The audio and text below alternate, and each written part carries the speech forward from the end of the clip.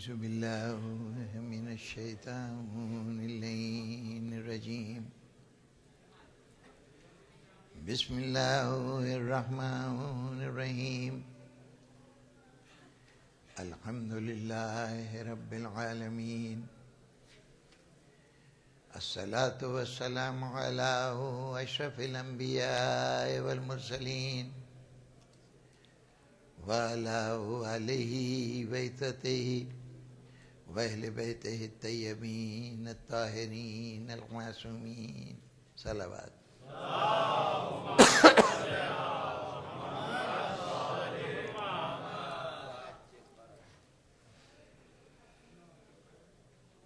سامعین محترم، سلسلہ کلام مسلسل ہے۔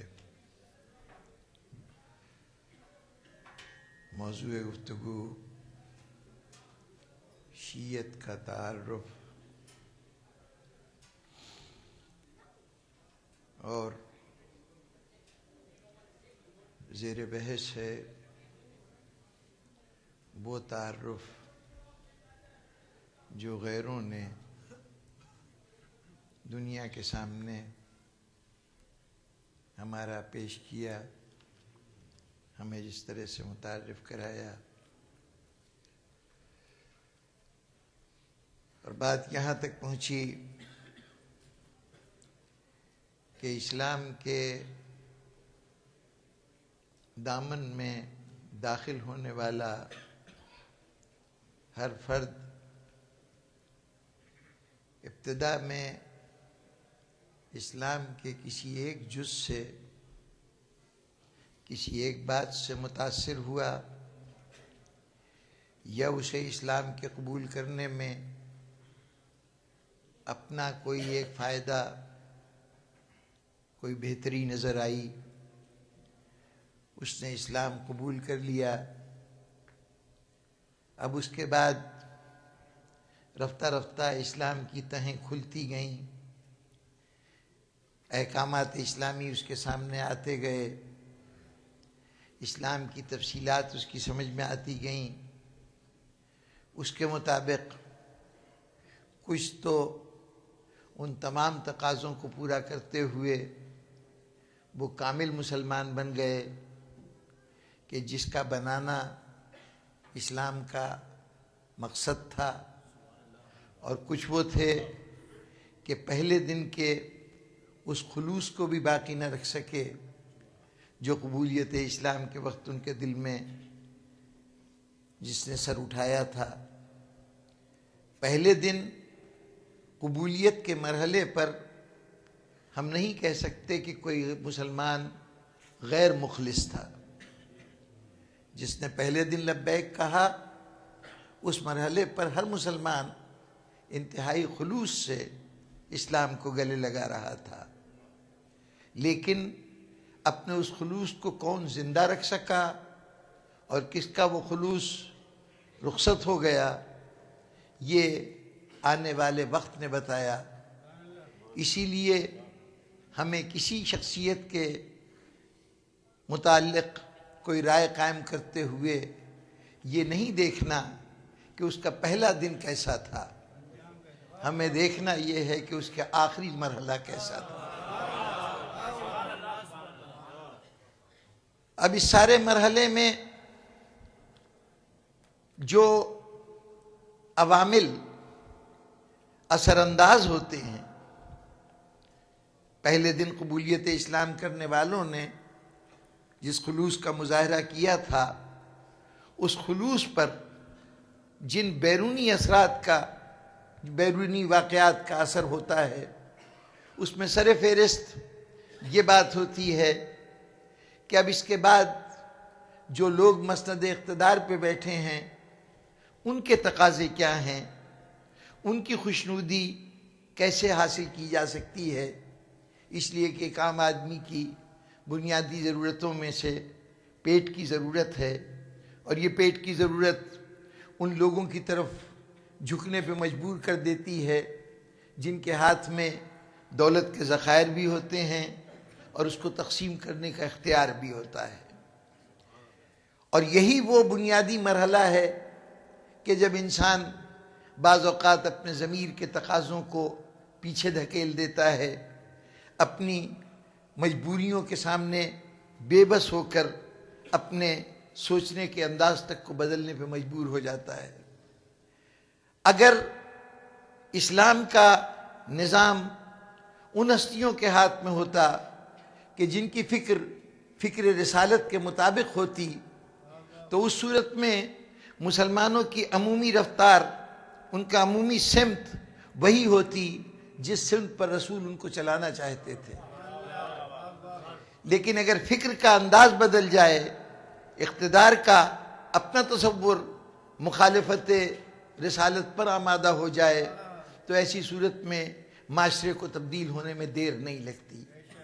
اب اگر کوئی ایسی سلطنت قائم ہو بعد رسول صلی اللہ علیہ وآلہ وسلم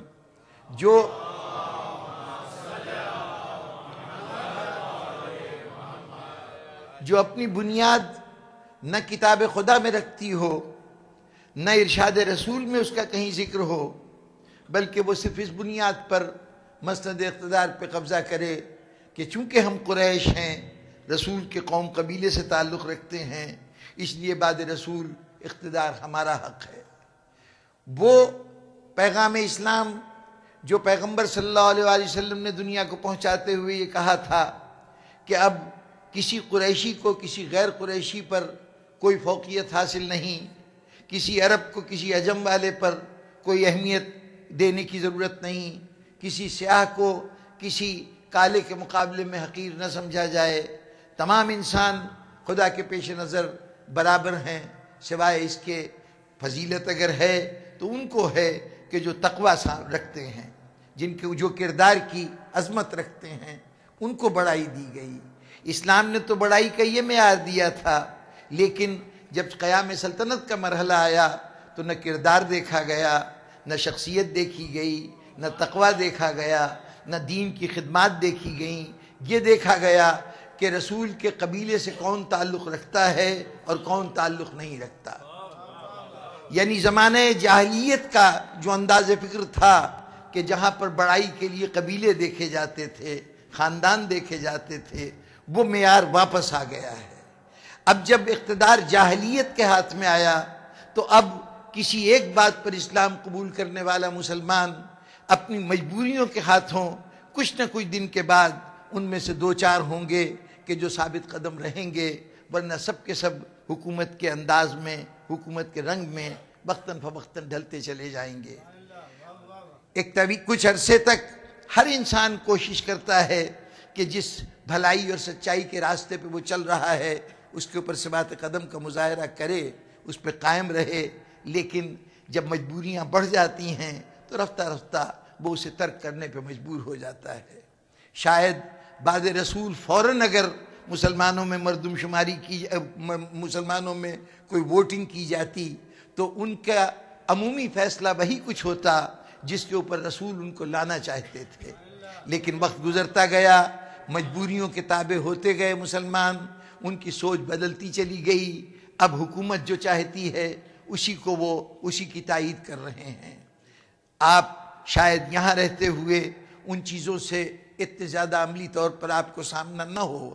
ہم جانتے ہیں کہ ہمارے یہاں حکومتیں تبدیل ہوتی ہیں تو قلم کو استعمال کرنے والوں کے جنبش کی کیفیت کیا ہو جاتی ہے، زبان سے حکومت کے متعلق تبصرہ کرنے والوں کی رائے کس طرح سے بدل جاتی ہے۔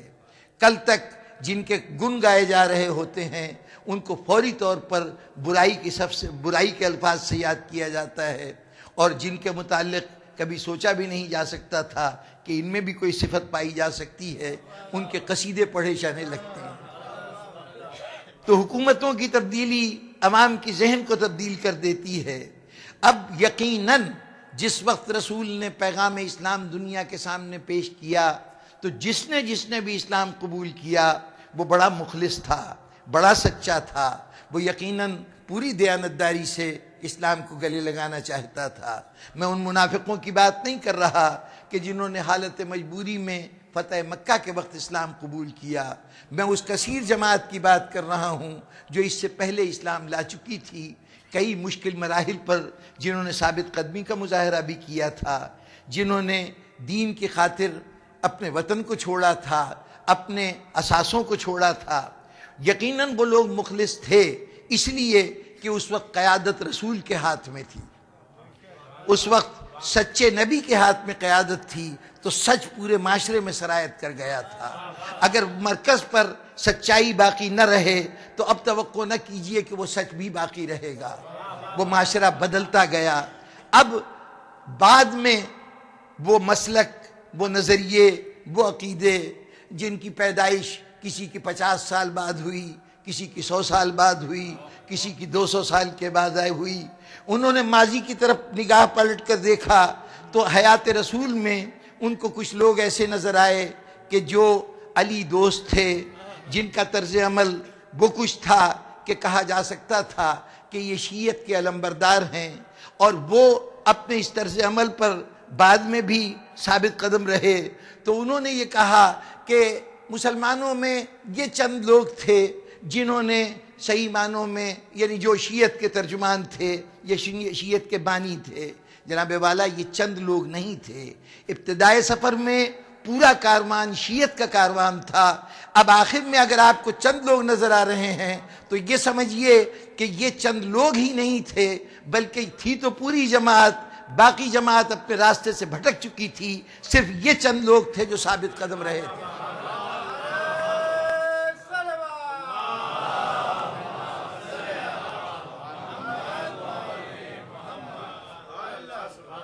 یہ وہ ہستیاں تھیں کہ جنہوں نے ثبات قدم کا مظاہرہ کیا تھا. بس سامعین محترم، یہ کل کی گفتگو کو اب اس کے منطقی انجام تک پہنچانے کے بعد اب اگلا قدم اٹھاتے ہوئے میں اس اہم پہلو کی طرف توجہ دلانا چاہتا ہوں کہ آج کا جو بھی شخص شیعت کے متعلق قلم اٹھاتا ہے، اگر 2-4 لفظ پڑھا ہوا ہے تو وہ فوراً یہ کہے گا کہ شیعت ایک سبائی فتنے کا نام ہے. ایک شخص عبداللہ ابن سبا تھا، اس نے اس شیعت کی تخلیق کی ہے. اب جناب والا اس موضوع پر گفتگو کرتے ہوئے مجھے احساس ہے کہ شاید مجمع کے لیے یہ موضوعات، مجمع کے لیے یوں کہیے کہ ممبر کے لیے ایسے موضوعات موضوع نہیں ہوتے، اس لیے کہ یہ وہ کتابی بحثیں ہیں کہ جہاں پر بہت سے وہ باتیں زیر بحث لانی پڑتی ہیں کہ جن کے لیے حوالوں کی ضرورت ہوتی ہے، اسناد کی ضرورت ہوتی ہے. مجمع میں اور بالخصوص محرم کے مجمع میں جو اجتماع ہوتا ہے، اس میں جہاں صاحبان علم و دانش تشریف فرما ہیں، وہاں وہ طالب علم بھی تشریف فرما ہیں کہ جن کی ابھی دینی معلومات اپنی ابتدائی سطح پہ ہیں، تاریخی باتیں ان کو بہت کم معلوم ہیں. ان کے سامنے اگر ایسے مسائل چھیڑے جائیں تو ظاہر ہے کہ ان کا وقت ایک طرح سے ضائع ہوگا، ان کے لیے یہ نہ سمجھ میں آنے والی باتیں ہوں گی. لیکن اگر اس بات کا لحاظ رکھا جائے کہ یہ بات اس مجمع کے سامنے اس لیے نہ کہی جائے کہ ان کے مزاج کے لیے گرانی کا باعث ہوگا، یا یہ اپنے آپ کو یہ محسوس کریں گے کہ اب تو بڑی خشک باتیں شروع ہو گئیں، تو صرف مجمع کو خوش کرنے کے لیے تر باتیں تو کی جا سکتی ہیں، لیکن اتنا خیال رہے کہ اگر مجمع کے لیے وہ فضا میسر ہو کہ جہاں ان کو صحیح علم تک رسائی حاصل ہو، اگر یہاں سے نہ ملے تو کسی اور ذریعے سے وہ علم حاصل کر سکتے ہوں، کتابیں میسر ہوں، ذوق مطالعہ موجود ہو، ان کتابوں تک پہنچنے کا جذبہ موجود ہو تو اچھا ہے. پھر یہ 1 گھنٹہ یا 2 گھنٹے تفریحی مقاصد کے لیے بھی وقف کیے جا سکتے ہیں. لیکن اگر واحد ذریعہ علم ہی یہ ممبر رہ جائے تو اب سوچئے اس ممبر کی کتنی بڑی ذمہ داری ہے. جب کتابوں سے رابطے ٹوٹ جائیں، اور خاص طور پر آپ حضرات جو ایک ایسے مقام پہ تشریف فرما ہیں کہ آپ کے لیے حصول علم کا پہلا مرحلہ تو یہ ہے کہ وہ زبان جس میں آپ کا دینی ادب موجود ہے، جس میں آپ کا دینی سرمایہ موجود ہے، وہ تمام زبانیں آپ کے لیے ایک حیثیت سے ناآشنائی کی کیفیت رکھتی ہیں. تو جب اس زبان سے واقفیت نہیں ہے تو اس سرمایہ تک رسائی کیسے ہوگی؟ اور اگر زبان سے آگاہی ہے تو نہ یہاں کتابیں ملتی ہیں، نہ ان کو پڑھنے کا موقع ملتا ہے اس انتہائی مصروف زندگی میں. تو اب چاہے بات گراں محسوس ہو، ناخوشگوار لگے، لیکن میں صرف آپ کی خوشگواری کے پیش نظر معذرت چاہتا ہوں کہ صرف چند لمحوں میں آپ کی خوشی کو پیش نظر رکھتے ہوئے وہ باتیں کہ جو آپ تک پہنچنی چاہیے وہ اس پہنچانے میں دریغ نہیں کر سکتا. میں البتہ اتنا ہے کہ ممکن ہے کہ بہت سے اجزاء گفتگو کے واضح نہ ہوں، بہت سی باتیں ایسی ہوں کہ چونکہ تفصیلات سے آگاہی نہیں ہے تو وہ الجھتے رہیں. تو آج تو خدا کے فضل سے یہ سہارا بھی ہمیں حاصل ہے کہ جو کچھ کہا جائے وہ محفوظ بھی ہو جاتا ہے. آج کے لفظ ہوا میں تحلیل نہیں ہو جاتے بلکہ وہ باقاعدہ محفوظ ہو جاتے ہیں. تو یوں سمجھیے کہ اب میں کتابیں منبر سے پڑھنے جا رہا ہوں. اب اس کو اگر پڑھتے اس کو سنتے ہوئے کوئی زحمت محسوس ہو تو کوئی حرج نہیں. اس ذخیرے کو اپنے پاس رکھیے. کبھی سفر کرتے ہوئے آپ کو روزانہ طویل سفر کرنے ہوتے ہیں، گاڑیوں میں وسائل موجود ہیں، وہاں یوں ہی اس گفتگو کو لگا دیجئے گا تو وہ باتیں جو اس وقت شاید نظر انداز ہو گئی ہوں اس وقت واضح ہو جائیں گی. سند اور حوالے کے لیے بھی باتیں موجود رہیں گی. چنانچہ بس یہ سمجھتے ہوئے کہ یہ میری ذمہ داری ہے، زیادہ سے زیادہ یہ نتیجہ ہوگا کہ اگلے سال آپ حضرات مجھے یاد نہیں کریں گے، تو وہ تو اگر آپ یاد بھی کریں تو شاید میں آنے کے لیے میں معذرت کروں آپ حضرات سے.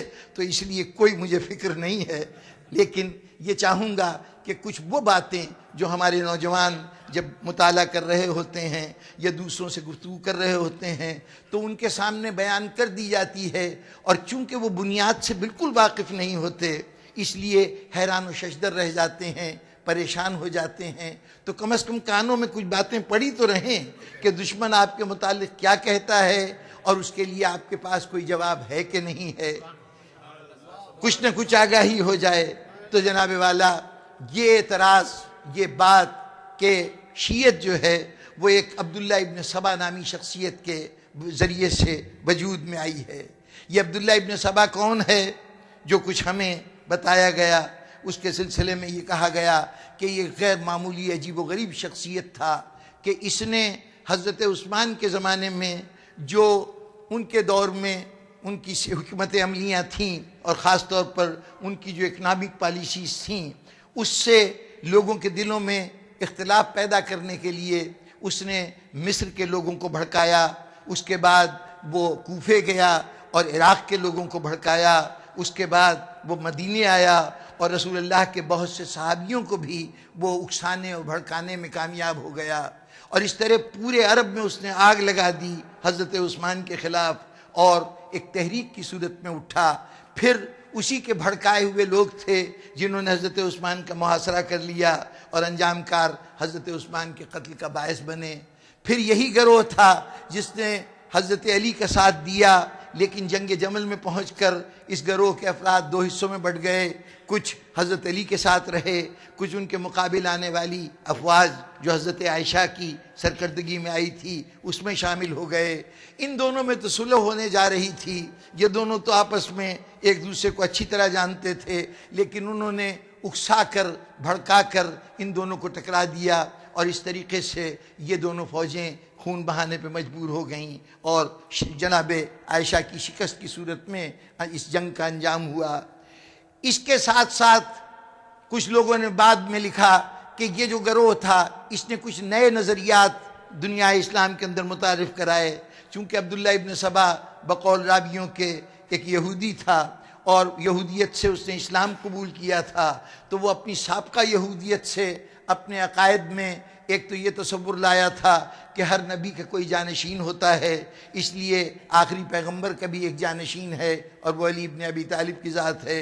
دوسری بات وہ یہ تصور لایا تھا کہ بعد رسول جن لوگوں کے ہاتھ میں قیادت آئے گی وہ صاحب عصمت ہیں، وہ ہر گناہ سے پاک و پاکیزہ ہیں. یہ بھی یہودیت سے وہ تصور لے کے آیا تھا. اور پھر اس نے رجت کا ایک تصور تھا، وہ تصور بھی اس نے متعارف کرایا تھا کہ قیامت کے قریب ایک مرتبہ وہ نظام قائم ہوگا کہ جو نظام آل محمد کی فکر کے مطابق ہوگا، اور اس کی قیادت ان ہستیوں کے ہاتھ میں تھی کہ جن کو اس نظام کو چلانے کا موقع پہلے نہیں دیا گیا. یعنی وہ ہستیاں دوبارہ دنیا میں تشریف لائیں گی اور وہ نظام چلائیں گی، وہ دور قائم ہوگا۔ تو یہ تصورات عصمت، تصورات وصایت کہ رسول کا کوئی وصی ہوتا ہے، اور تصور رجت، یہ عبداللہ ابن سبا یہودیت سے لایا تھا اور بعد میں یہی شیعوں کے نظریات بن گئے، ان کا عقیدہ بن گیا۔ یہ بات کہی جاتی ہے، بجناب والا پوری دیانتداری سے جو کچھ کہا گیا ہے وہ آپ کے سامنے نقل کر دیا۔ لیکن اب آئیے ذرا تھوڑا سا غور کریں کہ عبداللہ ابن سبا ہے کون اور یہ واقعات کیا ہیں۔ کیفیت یہ ہے کہ یہ عبداللہ ابن سبا، اس کے متعلق جتنی تفصیلات ہیں، جو کچھ کہا جاتا ہے کہ اس نے یہ کیا اور یہ کیا، یا اس کا یہ نظریہ تھا، یہ تصور تھا، اس کے تمام سورسز، کوئی ایک سورس بھی نہیں ہے کہ جس کا تعلق شیعت سے ہو۔ جتنے بھی سورسز ہیں ہمارے بھائیوں کی کتابوں میں ہیں۔ اگر عبداللہ ابن سبا کا کوئی وجود ہے تو ان کی کتابوں کے اندر ہے، اگر اس کے کوئی واقعات بیان کیے جاتے ہیں تو وہ ان کی کتابوں میں بیان کیے جاتے ہیں۔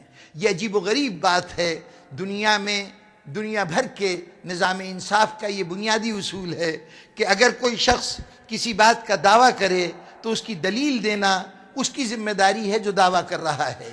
اگر میں کسی شخص کو کسی جرم کا مرتکب قرار دیتا ہوں، میں کہتا ہوں کہ اس شخص نے چوری کی ہے، تو اس کا چوری کرنا ثابت کرنا میری ذمہ داری ہوگی، اس کی ذمہ داری نہیں ہوگی۔ آپ کے تمام عدالتی نظام کا یہ بنیادی اصول ہے کہ دعوے کی دلیل وہ دیتا ہے جو دعویٰ کر رہا ہو، وہ جو نئی بات پیش کر رہا ہے اس کی ذمہ داری ہے کہ اس بات کو ثابت کرے۔ اگر کسی کے اوپر وہ بات الزام کا مفہوم رکھتی ہے تو جس پہ الزام لگ رہا ہے وہ اس وقت تک جواب نہیں دے گا جب وہ اپنی دلیلیں نہ دے دے، اور دلیلیں دینے کے بعد جب جواب دینے والا جواب دے گا تو اپنی بے گناہی کا کوئی اضافی ثبوت نہیں لائے گا، اس کے لیے صرف اتنا کافی ہے کہ وہ دی گئی دلیلوں کو غلط ثابت کر دے تو وہ بے گناہ سمجھا جائے گا۔ یعنی یہ نہیں کہ کسی اور حوالے سے وہ ثابت کرے کہ میں چور نہیں ہوں، میں قاتل نہیں ہوں، بلکہ جتنی دلیلیں دی گئی ہیں صرف یہ ثابت کر دے کہ یہ دلیل غلط ہے تو اس کو صحیح سمجھا جائے گا۔ ایک شاید دنیا میں واحد ہم وہ ملزم ہیں کہ جن پہ الزام لگایا جاتا ہے تو الزام لگانے والے خود ہی مقدمے کی سماعت کرتے ہیں، خود ہی فیصلہ سنا دیتے ہیں، خود ہی اب دلیل یہ ہوتی ہے کہ چونکہ ہم کہہ رہے ہیں اس لیے صحیح ہے، اس کے علاوہ اور کوئی دلیل نہیں ہوتی۔ ایک سطر، ایک جملہ شیعوں کی اتنے بہت سے ذخیرہ علمی میں کہیں نہیں دکھایا جا سکتا کہ کہیں ہم نے عبداللہ ابن سبا کا کوئی قول نقل کیا ہو، اس سے کسی بیان کو نقل کیا ہو، کسی جگہ اس کی تعریف کی ہو، کسی جگہ اس کی ستائش کی ہو۔ اگر کہیں ہماری کسی کتاب میں عبداللہ ابن سبا کا ذکر آتا ہے تو وہ بھی اس حد تک کہ آپ جس عبداللہ ابن سبا کا الزام ہم پر ٹھونستے ہیں ہم اس کا رد کرتے ہیں کہ اس سے ہمارا کوئی تعلق نہیں۔ کہیں ہمارے یہاں اتنا بڑا ذخیرہ ہے، آپ کا جتنا احادیث کا مجموعہ ہے اس سارے مجموعے کے مقابلے میں ہماری احادیث کا مجموعہ کہیں زیادہ ہے۔ صورت احوال یہ ہے کہ بخاری شریف میں اگر کل حدیثوں کی تعداد 6000 ہو اور ان 6000 میں سے بھی اگر یہ دیکھا جائے کہ جو حدیثیں دہرائی گئی ہیں، ایک ہی حدیث مختلف عنوانوں سے درج کی گئی ہے، ان مختلف مقامات پر درج ہونے والی حدیث کو ایک ایک کر کے شمار کیا جائے، جیسے حدیث قرطاس ہے کہ حضور نے قلم دوات مانگا تھا اور دینے سے انکار کیا گیا تھا، 6 جگہ پر صحیح بخاری کے اندر یہ حدیث نقل کی گئی ہے، تو ہے تو ایک حدیث نا، تو اس حساب سے جب حدیثوں کا شمار کیا گیا تو کل 2500 حدیثیں ہیں صحیح بخاری میں، کل 2600 کے قریب حدیثیں بنتی ہیں جو صحیح بخاری کے اندر پائی جاتی ہیں۔ 2600 حدیثوں کی صحیح بخاری، اور پھر جب صحیح بخاری جیسی کتاب 2600 حدیثیں ہیں تو پھر صحیح مسلم کی بھی تقریباً اتنی ہی تعداد ہے، ابن ماجہ ہے، ابن ابی داود ہے، سنن نسائی ہے، سنن ترمذی ہے، یہ 6 وہ بنیادی کتابیں ہیں جو تمام تر اس ذخیرے پر مبنی ہیں جسے ذخیرہ حدیث کہا جاتا ہے، ہمارے بھائیوں کی حدیث۔ ان حدیث کی مجموعی تعداد بمشکل 16000 کے قریب بمشکل 18 سے 20,000 کے قریب بنتی ہے، اس سے زیادہ یہ حدیثیں نہیں ہیں۔ ہماری حدیث کی 4 بنیادی کتابیں ہیں، اصول کافی ہے، من لا یحذر الفقیہ ہے، الاستبصار ہے اور تہذیب الاحکام ہے۔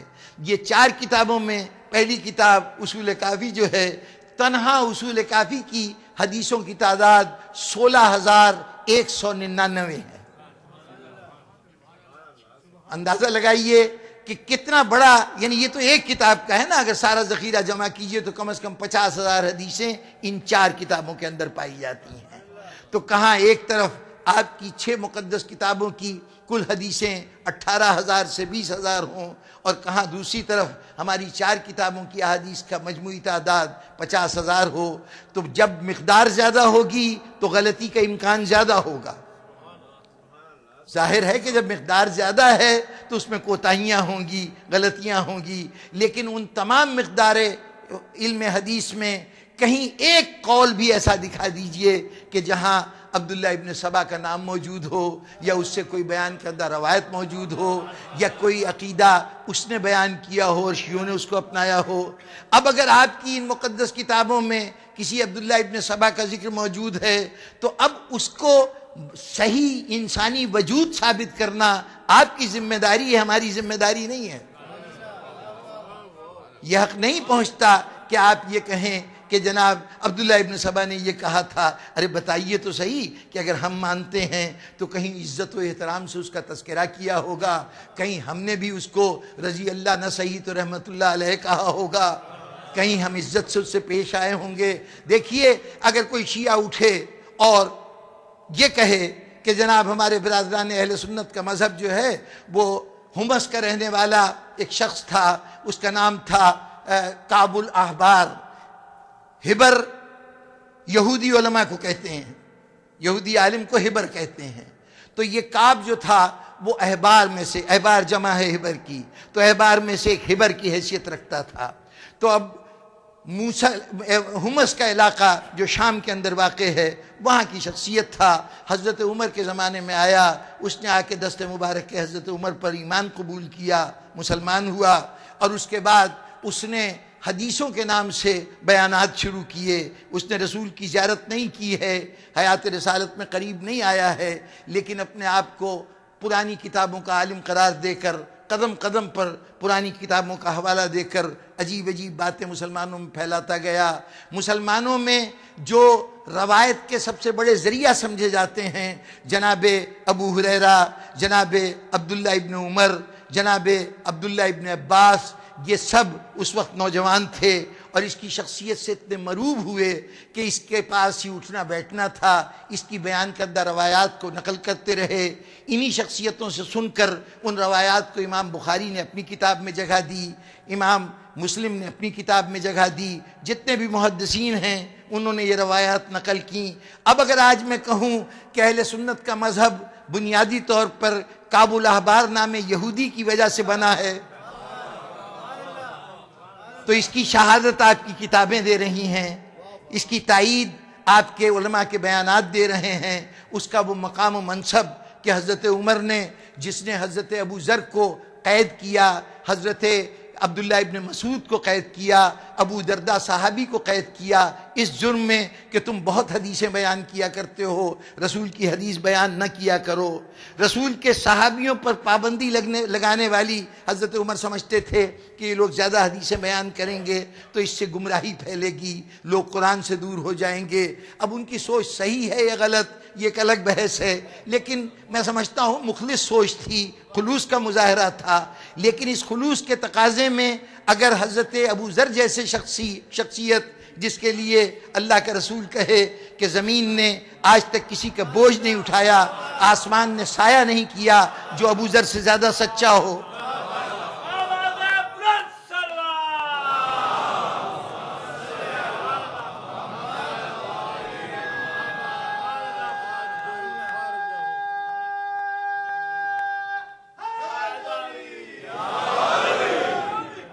ان جیسا محتاط شخص جب اتنے بڑے بڑے جید صحابہ کو چاہتا یہ ہے کہ یہ کھلے عام بے دریغ حدیثیں نہ بیان کیا کریں بلکہ صرف وہ حدیثیں بیان کریں جو حکومت اپنی چھننی میں چھان چکے، جس کی جو اپنی کسوٹی پہ پرکھ کر لے، جس کے اجازت دے، اس کے علاوہ یہ حدیث بیان نہ کریں۔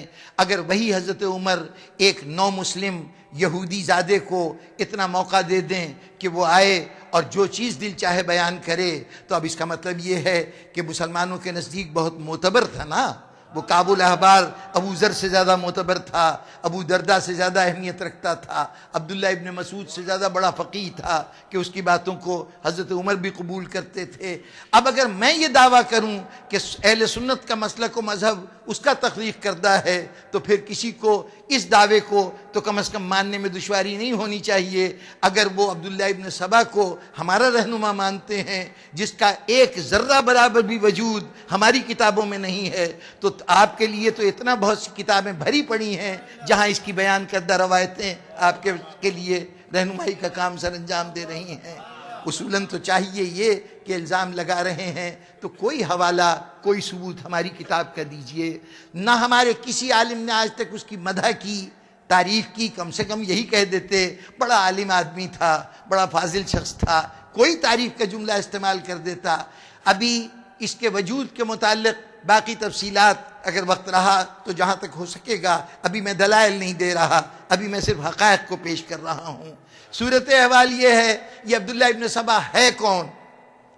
ہے کون؟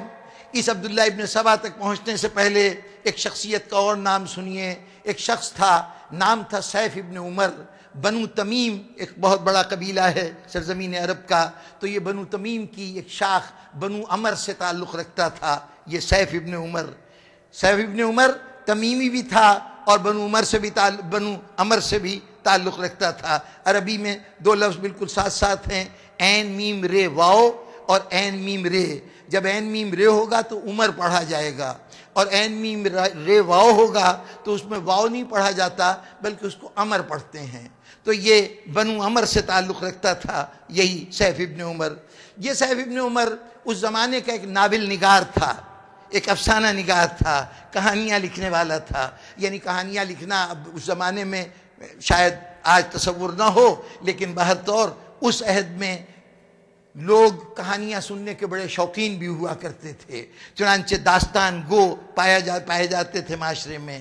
اس نے بھی داستان گوئی کا فریضہ اختیار کیا، اور وہ اگر تاریخی ناولوں کا کوئی کانسیپٹ آپ کے ذہنوں میں ہو، تاریخی ناول کون سے ہوتے ہیں؟ تاریخی ناول وہ ہوتے ہیں کہ جس کی بیک گراؤنڈ تاریخ کا کوئی ایک واقعہ ہوتی ہے، یا تاریخ کی کچھ جانی پہچانی شخصیتیں ہوتی ہیں، ان شخصیتوں کے ساتھ کچھ واقعات حقیقی ہوتے ہیں، کچھ واقعات وہ ناول نگار اپنے ساتھ تخلیق کرتا ہے، اور اس واقعات کو تخلیق کرتے ہوئے وہ کچھ کردار تو اصلی لیتا ہے، کچھ کردار فرضی طور پر اس کہانی میں شامل کرتا ہے، اور اس طرح مل کے کہانی کا تانا بانا بنا جاتا ہے۔ اور اب اس دور میں بھی وہ کتابیں لکھی جاتی ہیں، انگریزی میں بھی اور دوسری زبانوں میں بھی تاریخی ناول لکھے جاتے ہیں، جو اردو سے واقف ہیں اور خاص طور پر پاکستان میں شائع ہونے والی کتابوں کو جانتے ہیں۔ شاید ان کے ذہنوں میں نسیم حجازی کا نام موجود ہو، آخری چٹان، محمد بن قاسم اور نہ معلوم بہت ساری ضخیم کتابیں ہیں۔ اس کے کردار تاریخ کے کردار ہوتے ہیں، ایک اس کی تعداد، لیکن اس کا ایک بڑا حصہ جو ہے وہ فرضی شخصیتوں کے اوپر مشتمل ہوتا ہے۔ یہ سیف ابن عمر بھی ناول نگار تھا، اس نے دو ناول لکھے، ایک ناول کا نام تھا فتوح اور دوسرے ناول کا نام تھا جمل۔ فتوح کا بیک گراؤنڈ وہ فتوحات ہیں جو حضرت ابوبکر کے عہد میں ان لوگوں کے خلاف ہوئیں کہ جنہوں نے ابتدائی طور پر حضرت ابوبکر کے مسند اقتدار کے بعد دنیا اسلام میں خانہ جنگی شروع کر دی تھی۔ بظاہر آج تاریخ ان کو مرتدین کے نام سے پکارتی ہے یا مانعین زکوٰۃ کے نام سے پکارتی ہے، بہرطور یہ خانہ جنگی تھی، اور حضرت ابوبکر کا بیشتر دور اس خانہ جنگی کے دوران گزرا۔ آج کبھی کبھی ہم سے سوال پوچھا جاتا ہے کہ اگر حضرت ابوبکر کی خلافت پر سارے مسلمان جب راضی ہو گئے تو پھر آپ کیسے کہتے ہیں کیا سارے مسلمان رسول کے حکم کو فراموش کر چکے تھے؟ جناب والا، اگر سارے مسلمان راضی ہو جاتے تو یہ خانہ جنگی کی نوبت نہ آتی۔ ضمنیات میں نہیں الجھنا چاہتا، آپ نے دنیا تاریخ کو ایک لفظ دیا ایک تو لفظ تھا مرتد، وہ تو بات سمجھ میں آئی کہ کچھ لوگ تھے جو اسلام کے دائرے میں آنے کے بعد اسلام سے نکل گئے تھے، وہ مرتد کہلاتے ہیں۔ لیکن ایک لفظ اور قائم کیا گیا کہ کچھ لوگ تھے جو مانعین زکوٰۃ تھے، زکوٰۃ کا وہ انکار کر رہے تھے۔ ذرا غور فرمائیے یہ کیا ٹرم ہوئی، زکوٰۃ کا انکار کرنے والے، یعنی دوسرے لفظوں میں وہ توحید کے قائل تھے، رسالت کے قائل تھے، قیامت کے قائل تھے، وہ اسلام کے جتنے اور احکامات ہیں ان کے قائل تھے، کہ نمازیں پڑھتے تھے، روزہ رکھتے تھے، اس لیے کہ اگر نماز کے منکر ہوتے تو مانعین صلاۃ کہا جاتا، اگر روزے سے انکار کرتے تو مانعین صوم کہا جاتا۔ زکوٰۃ تو سب سے آخر میں آتی ہے نا، نماز، روزہ، حج، اس کے بعد زکوٰۃ کی باری آتی ہے۔ تو وہ نماز کے منکر نہیں تھے، ورنہ آپ مانعین صلاۃ کہتے، جو پہلا انکار ہوتا وہاں سے تعارف شروع ہوتا نا جی۔ جب وہ صلاۃ کے منکر نہیں تھے تو اس کا مطلب ہے کہ وہ زکوٰۃ، وہ روزے کے بھی منکر نہیں تھے، ورنہ آپ مانعین صوم کہتے، آپ مانعین حج کہتے۔ جب مانعین زکوٰۃ کہہ رہے ہیں تو اس کا مطلب اس سے پہلے کی تمام چیزوں کو وہ مان رہے ہیں، یہی ہوگا نا مطلب۔ تو اب سوچنے کی بات ہے کہ ایک شخص توحید کو بھی مانتا ہے، رسالت کو بھی مانتا ہے، یعنی حضور نے جو کچھ کہا ہے ان تمام باتوں کو وہ قبول کر رہا ہے، وہ حضور کے ارشاد کے مطابق نماز بھی پڑھ رہا ہے، روزہ بھی رکھ رہا ہے، اب وہ زکوٰۃ کیوں نہیں دے رہا؟ زکوٰۃ سے انکار کیوں کر رہا ہے؟ جناب والا، اس زکوٰۃ سے انکار کا سیدھا سا مطلب یہ تھا کہ یہ وہ لوگ تھے کہ جنہوں نے کہا کہ ہم تمہیں برحق حاکم نہیں سمجھتے، تمہیں حقدار نہیں سمجھتے کہ زکوٰۃ تمہارے حوالے کریں۔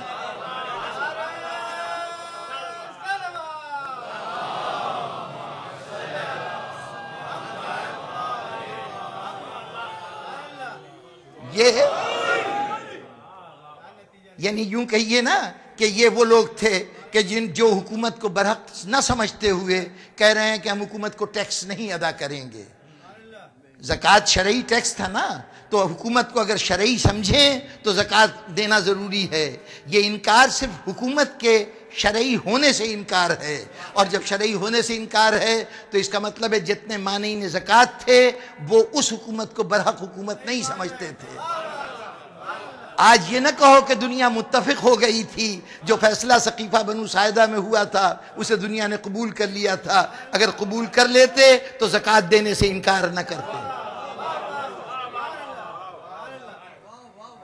تو بہر طور جو اس زمانے میں جنگیں ہوئیں اور اس زمانے میں جو خونریزیاں ہوئیں اس کے تذکرے پہ مشتمل، اور اس کے بعد حضرت عمر کے زمانے میں جو فوجوں نے جا کے بارڈرز کے اوپر لڑائیاں لڑیں، اس کو سامنے رکھ کر اس نے ایک کتاب لکھی جس کا نام فتوح تھا۔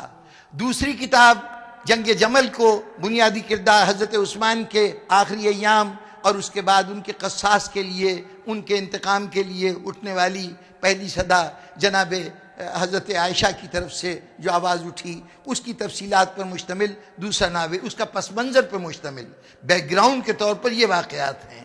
اب ان واقعات کو خوبصورت بنانے کے لیے اس کو کچھ ہیروز کی ضرورت تھی، چنانچہ چونکہ وہ خود قبیلہ بنو تمیم کی شاخ بنو عمر سے تعلق رکھتا تھا، اس نے اپنی کتاب کا ہیرو جو بنایا وہ بھی اسی کے قبیلے سے تعلق رکھتا ہے۔ ایک قعقاع ابن عمر اور اس کا بھائی عاصم ابن عمر، یہ دو شخصیتیں ہیں جو اس کے کردار کے مرکزی ہیرو ہیں، جن کے اوپر وہ کہانی آگے چلتی ہے۔ یہ اور اس کے مقابلے میں اب صورت احوال یہ تھی کہ جہاں بہادری کے واقعات تھے وہاں کچھ ایسے الجھن کے مواقع تھے کہ جہاں پر وضاحتوں کی ضرورت تھی۔ تھوڑی سی بات یہ عرض کر دوں کہ یہ سیف ابن عمر جو ہے اس کی تاریخ پیدائش نہیں معلوم، یہ معلوم ہے کہ یہ اصلاً کوفے کا رہنے والا تھا، بعد میں زندگی کا بیشتر حصہ اس نے بغداد میں گزارا۔ اس کا سن وفات 157 ہجری ہے، یعنی 157 ہجرہ۔ یہ وہ دور ہے کہ جو ہارون رشید عباسی خلیفہ کا دور ہے۔ کچھ سنوں کو ذہنوں میں ہمارے ہر وقت موجود ہونا چاہیے۔ ہجرت کا جس سال ہجرت ہوئی ہے اس سال سے اسلام کا کیلنڈر شروع ہوتا ہے۔ 11ویں ہجری تھی جب حضور صلی اللہ علیہ وسلم کا وصال ہوا ہے۔ 36 ہجری تھی جب علی ابن ابی طالب علیہ السلام کو دنیا نے اپنا رہبر و خلیفہ قبول کیا ہے، اور اس کے بعد سن 40 ہجری تھی جب جناب امیر علیہ السلام کی شہادت ہوئی ہے، اور اسی 40 ہجری کے اندر امام حسن نے تخت سے دستبرداری کا اعلان کر دیا اور معاویہ حکمران ہوا۔ 40 ہجری سے لے کے 60 ہجری تک معاویہ کا دور ہے 20 سال کا۔ اس 60 ہجری کے بعد، ویسے تو یہ 20 سال کا دور صرف اس کے مطلق الاعلان یکا و تنہا بادشاہ ہونے کا دور ہے، ورنہ اس سے پہلے حضرت ابو بکر نے اپنے زمانہ خلافت میں جب شام کی طرف فوجیں بھیجی تھیں تو اس وقت ابو سفیان کو یہ پیشکش کی تھی کہ تمہارے بیٹے کو اگر شام فتح ہو گیا تو ہم اس کا گورنر بنائیں گے۔ چنانچہ معاویہ سے بڑا بھائی، اس کا نام بھی یزید تھا، اس کو نامزد گورنر، نامینیٹڈ ڈیزگنیٹڈ گورنر کے طور پر فوجوں کے ساتھ بھیجا گیا۔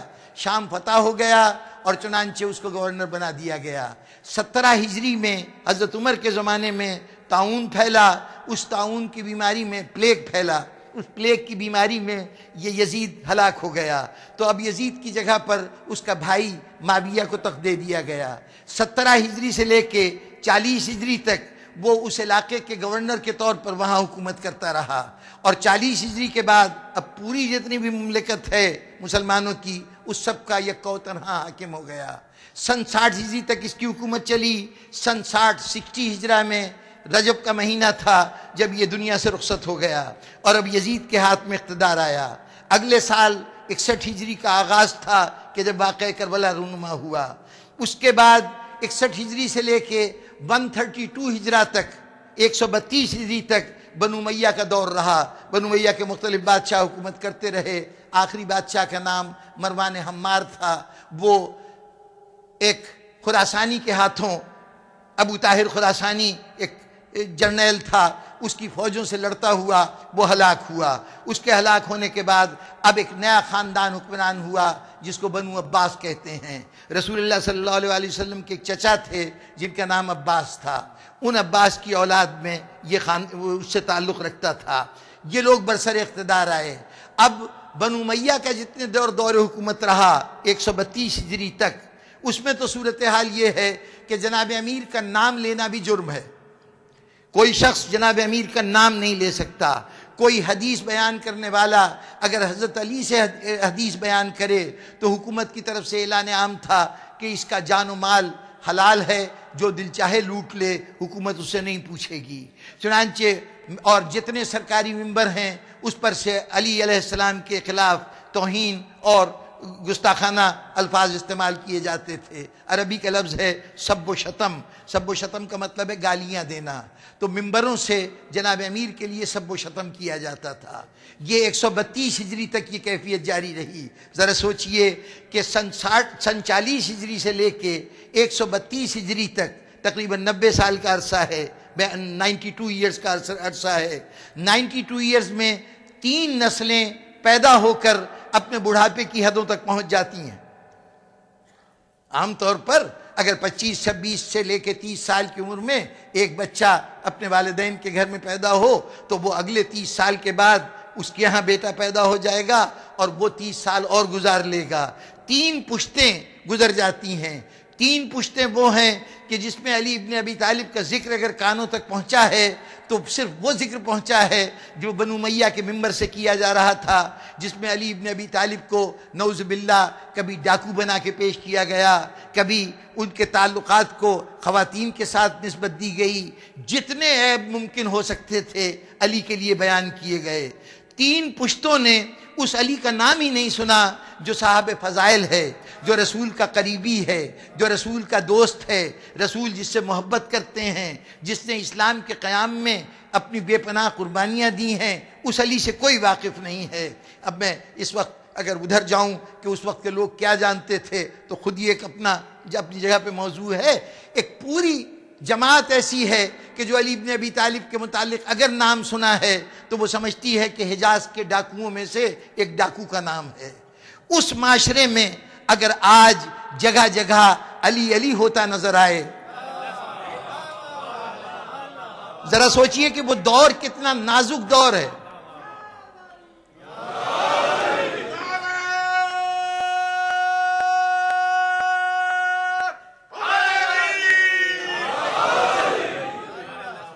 کتنا نازک دور ہے، اس لیے کہ ابھی صورتحال یہ ہے کہ اسلام پوری طرح پورے علاقوں میں نئے نئے علاقے فتح ہو رہے ہیں، لوگ نیا نیا اسلام قبول کر رہے ہیں۔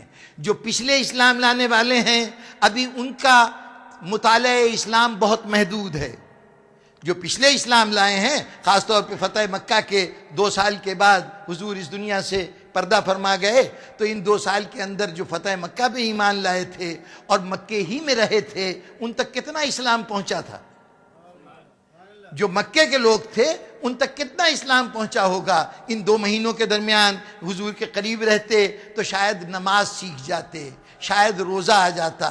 لیکن یہ لوگ جو فتوحات کے اوپر کمر باندھے ہوئے تھے، خاص طور پر اب جس فوج کی قیادت، جس علاقے کی گورنری بنو امیہ کے بیٹوں کو ملے، ابو سفیان کے بیٹوں کو ملے، وہ ابو سفیان کے بیٹے جو فتح مکہ کے وقت اپنے باپ کے ساتھ ایمان لائے ہیں، اور اگر مدینے آئے ہیں تو کبھی ایک آدھ دفعہ چکر لگ گیا ہے 2 سال کے دوران، ورنہ وہ 2 سال میں اس سے پہلے کے مسلمان تو ہجرت کر کے آ گئے تھے۔ ان کو ہجرت کرنے کی ضرورت ہی نہیں تھی، اس لیے کہ جنہوں نے ہجرت کی تھی ان کی وجہ سے کی تھی۔ ظاہر ہے انہی کے ظلم و ستم تھے نا جس سے بچنے کے لیے مسلمان نکلے تھے۔ اب تو ماشاءاللہ سے یہ خود بھی مسلمان ہو چکے ہیں، ان کو کس کا خوف ہے؟ تو یہ اپنا گھر بار کیوں چھوڑیں، یہ اپنا وطن کیوں چھوڑیں؟ چنانچہ وہ مکے کے اندر مقیم رہے۔ ان کے سر پر اگر گورنری کا تاج رکھ دیا جائے تو اب جس اسلام کو یہ لے کے جائیں گے وہ وہی اسلام ہوگا نا کہ جو ان کو آتا تھا۔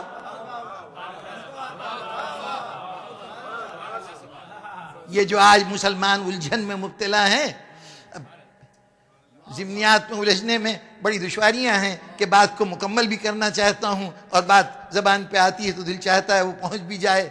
یہ جس اسلام سے واقف ہیں اس کی صورت یوں دیکھ لیجئے کہ آج 4 امام ہیں، 4 امام ہمارے بھائیوں کے ہیں جن کو اہمیت دی گئی کہ یہ وہ شخصیتیں ہیں جن سے ہمیں دین لینا چاہیے۔ امام ابو حنیفہ، امام مالک ابن انس، امام شافعی اور امام احمد ابن حنبل، یہ 4 امام ہیں جن سے انہوں نے اپنا دین اخذ کیا ہے۔ 4 امام ہیں،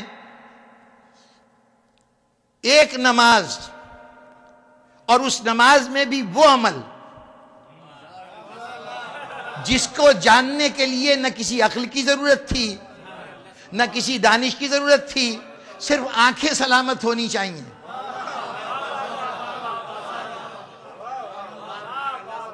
وہ عمل جو صرف نگاہوں سے دیکھنے والا عمل ہے کہ رسول جب نماز پڑھا رہے ہیں تو آپ کے ہاتھوں کی پوزیشن کیا ہے؟ بتائیے، اس سے آسان کوئی پہلو ہو سکتا ہے کہ اس کے لیے نہ عمر کی قید ہے کہ دیکھنے والا بچہ ہے کہ بڑا ہے، نہ عقل کی قید ہے کہ بڑا سمجھدار ہے، دانش مند ہے یا عام عقل و خرد رکھتا ہے، نہ علم کی قید ہے کہ 2-4 لفظ پڑھا ہوا ہے یا علامہ ہے۔ کسی چیز کی ضرورت نہیں، صرف آنکھوں سے دیکھ سکے۔ 4 امام، اور 4 اماموں کے ماننے والوں میں صرف ہاتھ کی پوزیشن کے متعلق 19 اختلاف ہیں، 19 ڈیفرنسز ہیں کہ یہ ہاتھ کو کھلا رکھیں یا ہاتھ کو باندھ لیں۔ کھلا رکھنے والے بھی امام مالک کے جو فالوورز ہیں وہ مالکی ہاتھ کو کھلا رکھتے ہیں۔ کھلا رکھیں یا ہاتھ باندھ لیں، باندھیں تو کیسے باندھیں؟ ناف کے نیچے باندھیں، ناف کے اوپر باندھیں، سینے کے اوپر باندھیں، دایاں ہاتھ بائیں کے اوپر ہو یا بایاں ہاتھ دائیں کے اوپر ہو۔ اس ہاتھ کو کب کھولنا ہے، کب باندھنا ہے، یہ بھی اختلاف کا ایک بہت بڑا موضوع ہے۔ یعنی ہم جب اللہ اکبر کہتے ہیں تو ظاہر ہے اس صورت کے اندر ہاتھ تو اب اگر بندھے بھی ہوں تو کھولنے پڑیں گے، تو اب یہ کب کھولنا ہے کب باندھنا ہے، اس کے اوپر بھی اختلاف۔ 19 ڈیفرنسز ہیں صرف اس مسئلے پر، کل 4 امام اور ان کے 19 اختلاف، یہاں 12 ہیں، پہلے سے لے کے آج تک ذرہ برابر اختلاف نہیں۔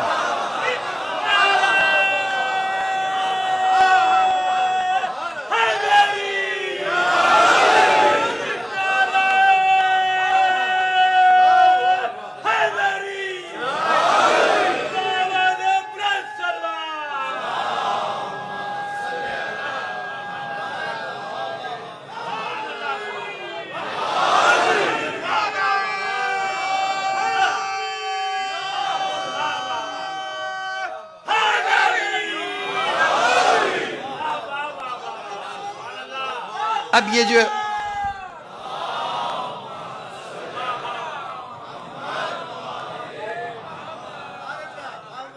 جو اختلاف ہے، آخر کیوں؟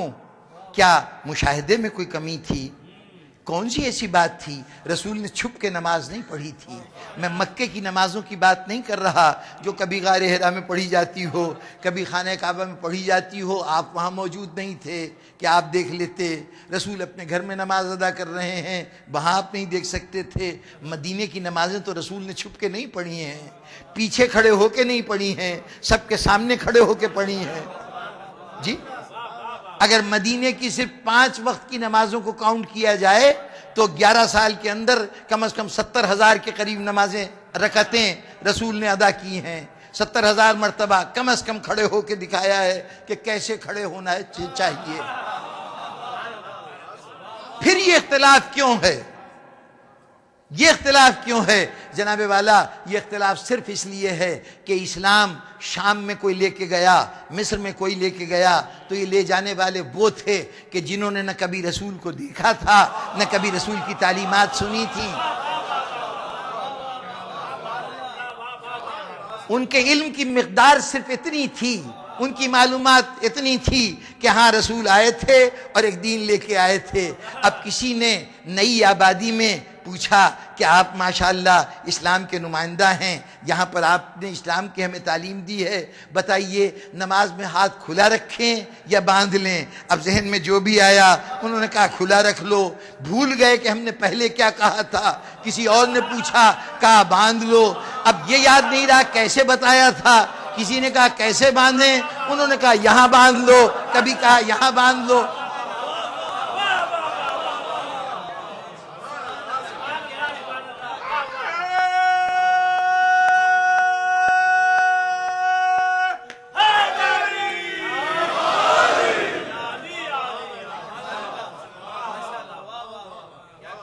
تو اب ایسے لوگوں کے ذریعے سے جب اسلام پہنچے گا تو پھر ایسا ہی اسلام پہنچے گا۔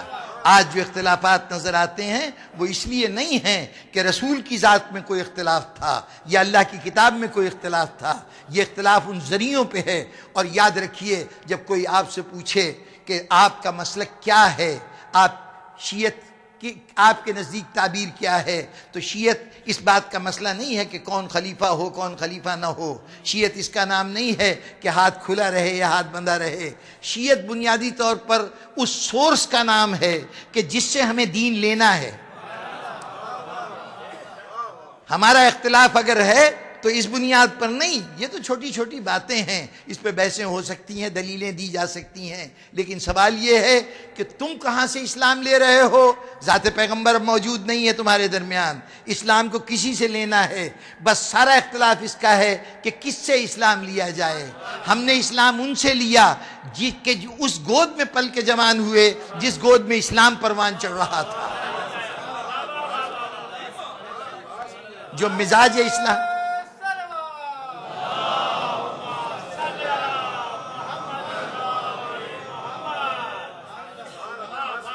مزاج اسلام سے جو آشنا تھے، جب ہم نے ان سے پوچھا تو ان آشناؤں کی کیفیت یہ تھی کہ انہوں نے جب بتایا، جو پہلے نے بتایا وہی درمیان والے نے بتایا، وہی آخر والے نے بتایا۔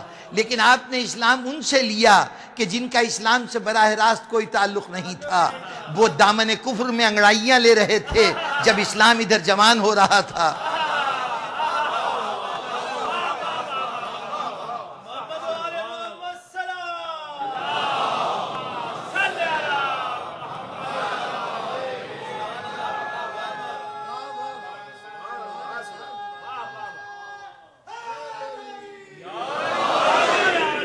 تو بنو امیہ کا پورا دور علی ناشناسی کا دور ہے، پورا دور علی دشمنی کا دور ہے، پورا دور علی کے کریکٹر اسیسینیشن کا دور ہے، کردار علی کو بالکل مسخ کر دیا جائے، یہ کوشش مسلسل جاری ہے۔ اور کئی نسلیں مسلمانوں کی اس دوران میں پیدا ہو کر جوان ہو کر دنیا سے گزر گئیں، انہوں نے علی کا تذکرہ اچھے لفظوں سے نہیں سنا، اچھے لفظوں سے نہیں سنا۔ اب اس کے بعد بنو عباس آئے۔ اجازت دیجئے کہ ایک جملہ اور کہتا چلوں۔ آخر جس علی کی فضیلتوں کو اس طرح چھپایا گیا، کم سے کم 3-4 پشتیں اس کیفیت میں گزر گئیں کہ وہ علی شناس نہیں۔ آج کیا بات ہے کہ دنیا میں جگہ جگہ علی علی ہو رہا ہے؟ آج کیا بات ہے کہ صاحبان اقتدار نے مسند اقتدار پر بیٹھ کر اپنے تمام وسائل استعمال کر کے یہ چاہا کہ دنیا ان کی خدائی کا اعتراف کر لے؟ فرعون اپنے تمام وسائل صرف کر رہا ہے کہ دنیا مجھے خدا مان جائے، نمرود اپنی ساری قوت صرف کر رہا ہے کہ دنیا مجھے خدا مان جائے۔ دنیا نے ان کو خدا نہیں مانا، تمام قوتوں تمام وسیلوں کے باوجود دنیا نے ان کو خدا تسلیم نہیں کیا۔ ایک سجدے پہ سجدے کر کے کہہ رہا ہے کہ میں خدا نہیں، خدا کا بندہ ہوں، کوئی اقتدار نہیں ہے، اختیار نہیں ہے، دنیا اس کو خدا مان رہی ہے۔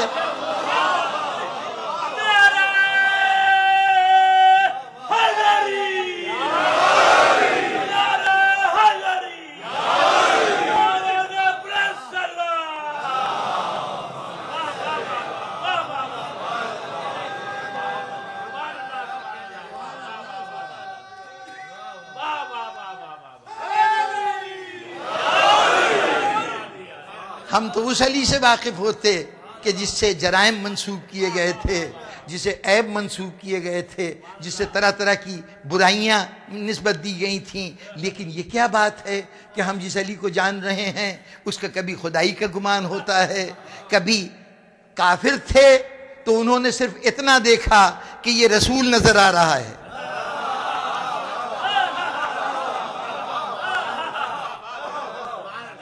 دور سے دیکھ رہے تھے تو صرف رسول نظر آیا، جس نے قریب سے آ کے دیکھا وہ خدا نظر آنے لگا۔ جس کے فضائل کی عالم یہ ہے کہ ہر طرف آج بھی بڑے بڑے صحابہ، بڑے بڑے محدثین نے کہا کہ یحییٰ ابن معین، جناب احمد ابن حنبل، اس پائے کے محدثین، وہ کہتے ہیں کہ جناب ہمیں جتنے بھی صحابہ کے احوال اور فضائل ملے ہیں اس میں اپنی سند کے اعتبار سے، یعنی جس ذریعوں سے وہ علم آیا ہے ان ذرائع کے اعتبار سے، اور جس کیفیت کا علم آیا ہے جناب امیر کے جو فضائل بیان ہوئے ہیں، ان سب کے اعتبار سے علی کے فضائل تمام صحابہ کے فضائل سے زیادہ ہیں۔ یہ ان کا فیصلہ ہے۔ جہاں فضائل مٹائے جا رہے ہوں، جہاں علی کے فضائل کی دولت کو بے دریغ لٹایا جا رہا ہو، یہ واقعہ علی کا ہے، یہاں فلاں کا نام لکھ دو۔ یہ واقعہ شجاعت فلاں کا ہے، یہاں فلاں صاحب کا نام لکھ دو۔ یہ واقعہ سخاوت علی کا ہے، فلاں کا نام لکھ دو۔ یہ زہد و تقوی علی کا ہے، یہاں فلاں کا تذکرہ کر دو۔ علی کے فضائل لوٹے جا رہے ہیں، دنیا اپنا دامن بھر بھر کے جا رہی ہے، اور کوئی نہیں ہے جو علی کی وکالت کرے۔ علی کی فضائل کے لیے کوئی شعبہ اطلاعات نہیں ہے جو دنیا کو آگاہ کرے، دنیا کو بتایا جا رہا ہے تو علی کا نام برائیوں کے حوالے سے کیا جا رہا ہے۔ مولا یہ آج آپ کے فضائل باقی کیسے ہیں؟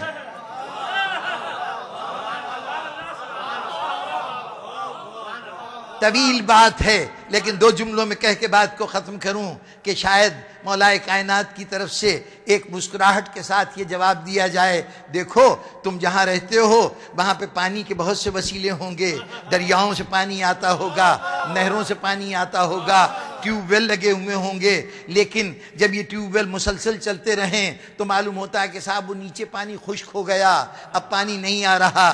ہمارے علاقے میں سردیاں آتی ہیں، برف باری پہاڑوں پہ شروع ہو جاتی ہے، وہ برف پگھل کے نہیں آتی تو دریاؤں کا پانی کم ہو جاتا ہے، دریاؤں کا پانی کم ہوتا ہے تو نہروں کا پانی خشک ہو جاتا ہے۔ بجلی اس لیے نہیں پیدا ہو رہی کہ پانی کی مقدار کم ہے، پانی گھڑے میں ہو تو کم ہو جاتا ہے، پانی کسی حوض میں ہو تو ختم ہو جاتا ہے، حتیٰ کہ نہریں اور دریا بھی اپنے پانی سے محروم ہو جاتے ہیں۔ لیکن ایک طرف سطح سمندر ہے، ذخیرہ آب ہے کہ پانی ہے کہ موجیں مار رہا ہے، روزانہ نامعلوم سورج کی شعاعیں کتنا پانی اٹھاتی ہیں، لے جاتی ہیں، پہاڑوں پہ پھینک آتی ہیں۔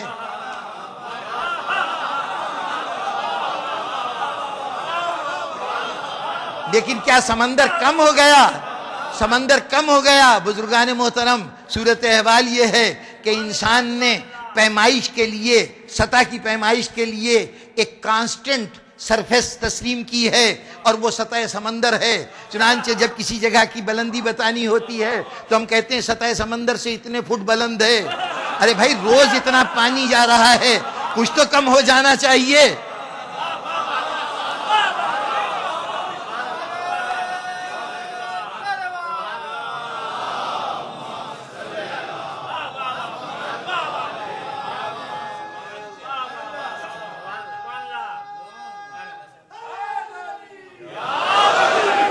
علی کہیں گے کہ اگر میرے فضائل کوئی نہر ہوتے تو خشک ہو جاتے، کوئی دریا ہوتے تو ختم ہو جاتے، کسی کنویں میں ہوتے تو ختم ہو جاتے. میرے فضائل کا وہ سمندر ہے، جاؤ لوٹو جتنا لوٹ سکتے ہو، میرے فضائل میں قیامت تک کمی نہیں ہونے پائے.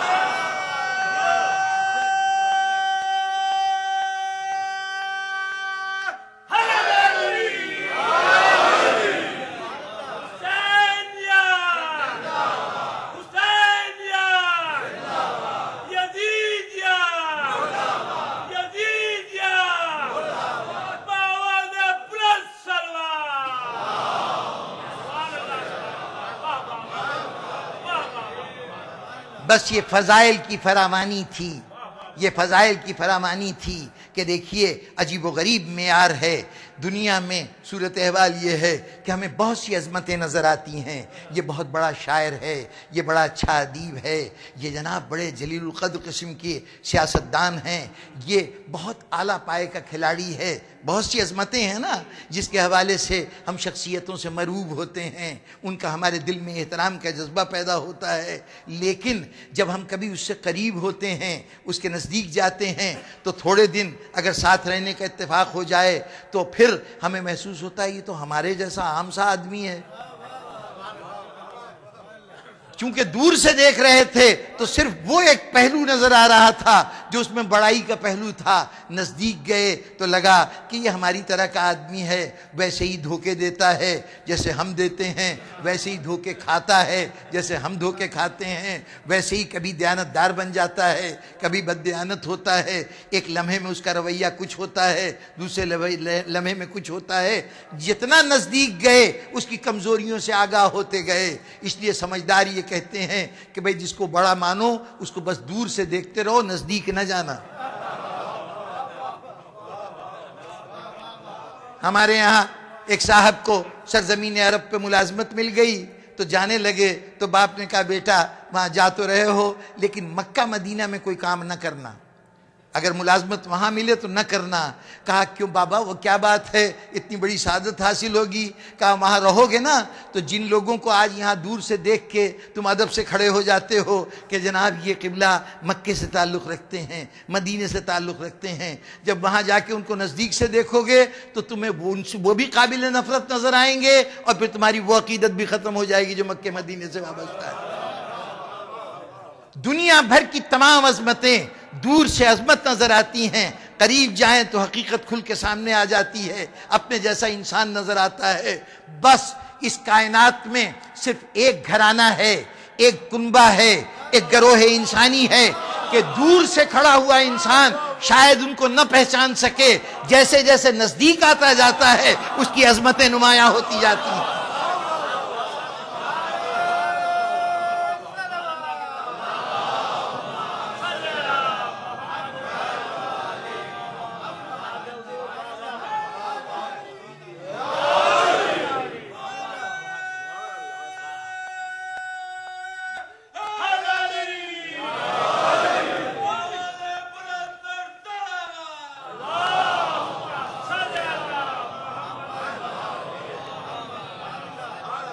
شام میں تخت پہ بیٹھا ہوا یزید حسین کو نہ پہچانے، کوفے میں مسند اقتدار پہ بیٹھا ہوا ابن زیاد حسین کو نہ پہچانے، فوجوں کی قیادت کرتے ہوئے میدان کربلا میں آنے والا عمر ابن سعد حسین کو نہ پہچانے. لیکن اگر حر کو ایک دن اور ایک رات حسین کے ساتھ سفر کرنے کی سعادت حاصل ہو گئی تو پھر حسین کی عظمت کے تصور سے اپنے ذہن کو خالی نہ کر سکا. آج دنیا یہ کہتی ہے کہ کوفہ شہر شیعوں کا شہر تھا. جناب والا کوفے کا کوئی تعلق شیعوں سے نہیں تھا، یہ شہر حضرت عمر نے بسایا تھا، اسی سن 17 ہجری میں جس سال یزید کا انتقال ہوا ہے، یزید ابن ابو سفیان کا جب انتقال ہوا ہے اور معاویہ کو گورنری ملی ہے، اسی سال 2 شہر بسائے گئے تھے ساتھ ساتھ، بصرہ اور کوفہ۔ حضرت عمر نے اپنی فوجوں کے لیے شہر بنایا تھا، تو ان شہروں کے اندر وہ فوجی تھے جو حضرت عمر کو برحق خلیفہ تسلیم کرتے تھے، ان کے اپنے فوجیوں کا شہر تھا۔ اگر ماضی میں قاتلان حسین کا پتہ ڈھونڈنا ہے تو کوفی نہ کہو، یہ کہو کہ حسین حضرت عمر کی فوجوں کے ہاتھوں شہید ہوئے۔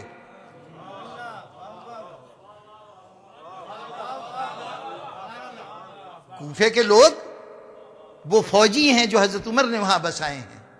آپ کو جو وہاں شیعت کی رمق نظر آتی ہے تو وہ صرف اس لیے کہ 3.5 سال کا عرصہ علی ابن ابی طالب نے شہر میں گزارا ہے۔ علی یہاں پہ آئے ہیں، علی کو لوگوں نے اب تک سنا تھا کہ علی ایسا ہے، علی ایسا ہے، اب علی کو نزدیک سے دیکھا۔ جب تک دور تھا علی، اس وقت تک علی کو نہیں پہچانے تھے، قریب آیا تو اب جو کوئی بھی نزدیک آتا ہے علی کا نام لیوا بن جاتا ہے۔ ایسے نام لیوا کہ جب اسلام کو ضرورت ہو۔ کل میں نے عرض کیا تھا کہ لوگ تو یہ سوچ رہے تھے کہ موسم خراب ہے، لوگ سوچ رہے تھے کہ اسلام کا ساتھ کیسے دیا جا سکتا ہے، حسین کو روک رہے تھے کہ تم نہ جاؤ۔ اس وقت کوفے والے تھے جو حسین سے کہہ رہے تھے مولا اگر آپ کا فیصلہ یہ ہے کہ آپ یزید کے خلاف اٹھنا چاہتے ہیں تو ہم بھی اس فیصلے میں آپ کے ساتھ ہیں۔ عمل کر سکیں یا نہ کر سکیں، کم از کم اس آواز کا بلند ہونا ہی یہ بتا رہا ہے کہ اس وقت جب اہل مکہ کے ضمیر مردہ ہو چکے تھے، اہل مدینہ کے ضمیر ختم ہو چکے تھے، اس وقت کم از کم کوفے والوں کا ضمیر تو بیدار تھا، وہ یہ تو پہچانتے تھے کہ حق کدھر ہے۔ چنانچہ اس کوفے کے اندر ایسے عظیم ہستیاں پیدا ہوئیں کہ جنہوں نے وفاداری میں، جنہوں نے علی شناسی میں وہ عظمتیں حاصل کی کہ جس کا تصور نہیں ہو سکتا۔ میثم تمار ہیں تو اسی شہر کے ہیں، رشید حجری ہیں تو اسی شہر کے ہیں، مسلم ابن اوسجہ ہیں تو اسی شہر کے ہیں، حبیب ابن مظاہر ہیں تو اسی شہر کے ہیں، بریر حمدانی ہیں، عابس ابن ابی شبیب شاکری ہیں، خود حر ابن یزید ریاحی ہے، یہ سب اسی شہر کے ہیں، اسی شہر کے ہیں۔ کیا کہنے اس شہر کے کہ اس شہر والوں نے حسین کو اگر بلایا تھا تو حق ادا کر دیا آپ نے بلانے کا، حق ادا کر دیا آپ نے بلانے کا، اس لیے کہ کربلا میں حسین کے ساتھیوں میں آپ کو اندازہ ہے کہ کتنے کوفے والے تھے۔ حسین جب مدینے سے نکلے ہیں تو صرف گھر کے افراد تھے، جب مکے سے آپ نے مکہ چھوڑا ہے تو اس وقت بھی حسین کی وہی جماعت ساتھ ہے کہ جو حسین مدینے سے لے کے آئے تھے۔ خاندان ہی کے افراد میں کسی 1-2 فرد کا اضافہ ہو گیا ہو یا 1-2 فرد کی کمی ہو گئی ہو، باہر کا کوئی آدمی شامل نہیں ہے، یا بنی ہاشم ہیں، اولاد ابو طالب ہے، یا ان کے ساتھ ان کے غلام ہیں، ان کے خادم ہیں، اس کے علاوہ باہر کے لوگ نہیں ہیں۔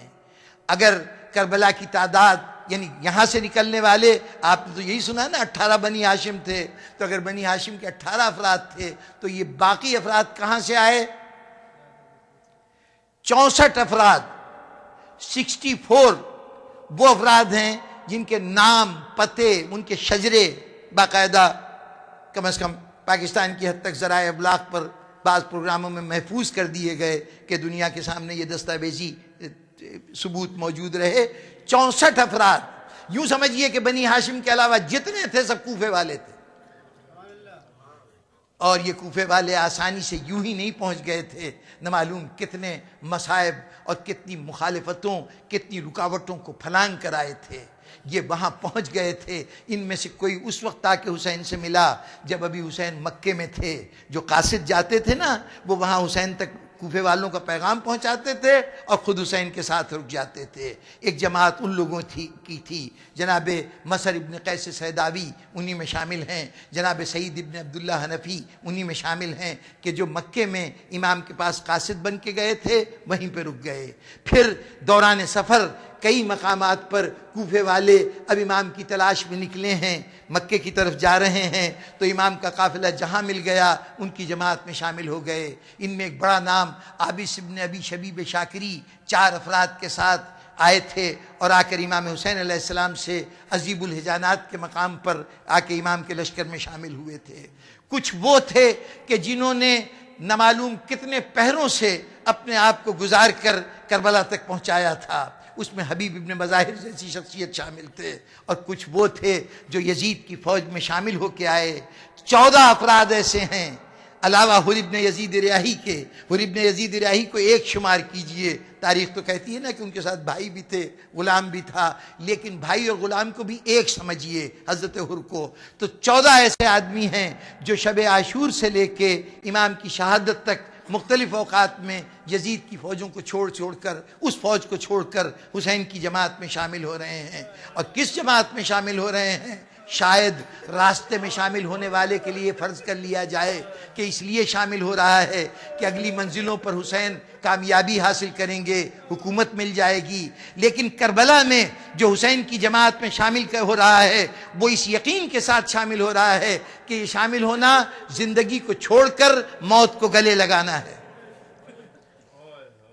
اس جذبے کے ساتھ آنے والے بس سامعین محترم، آج ایسے ہی ایک جانثار کا تصور ذہن میں آ گیا جس نے عہد کیا تھا کہ مولا آئیں گے، مولا جب بھی یہاں تشریف لائیں گے میں ان کے مددگاروں میں سے ہوں گا۔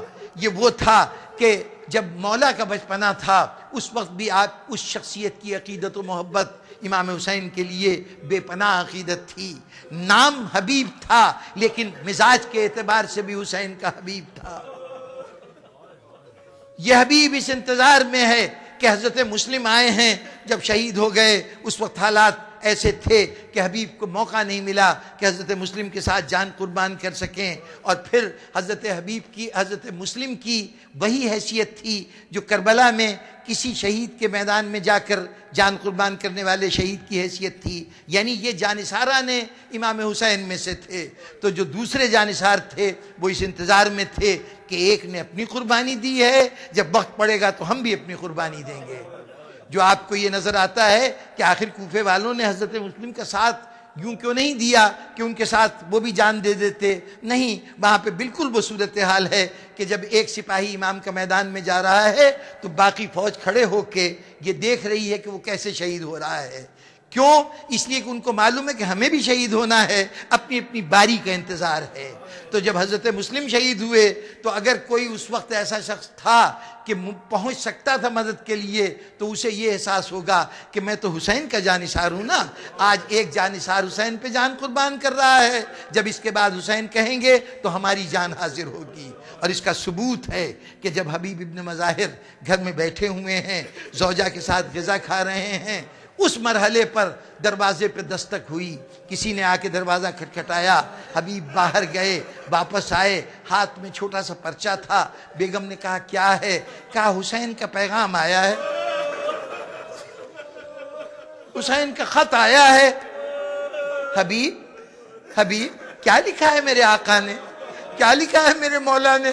سر جھکا کے کہا کوئی زیادہ تفصیلی خط نہیں ہے، تفصیلی خط نہیں ہے، بس دو چار جملوں کے بعد بس ایک جملہ لکھا ہے کہ حبیب تجھے زحمت نہ دیتا لیکن حبیب میرے ساتھ علی کی بیٹیاں بھی آئی ہیں۔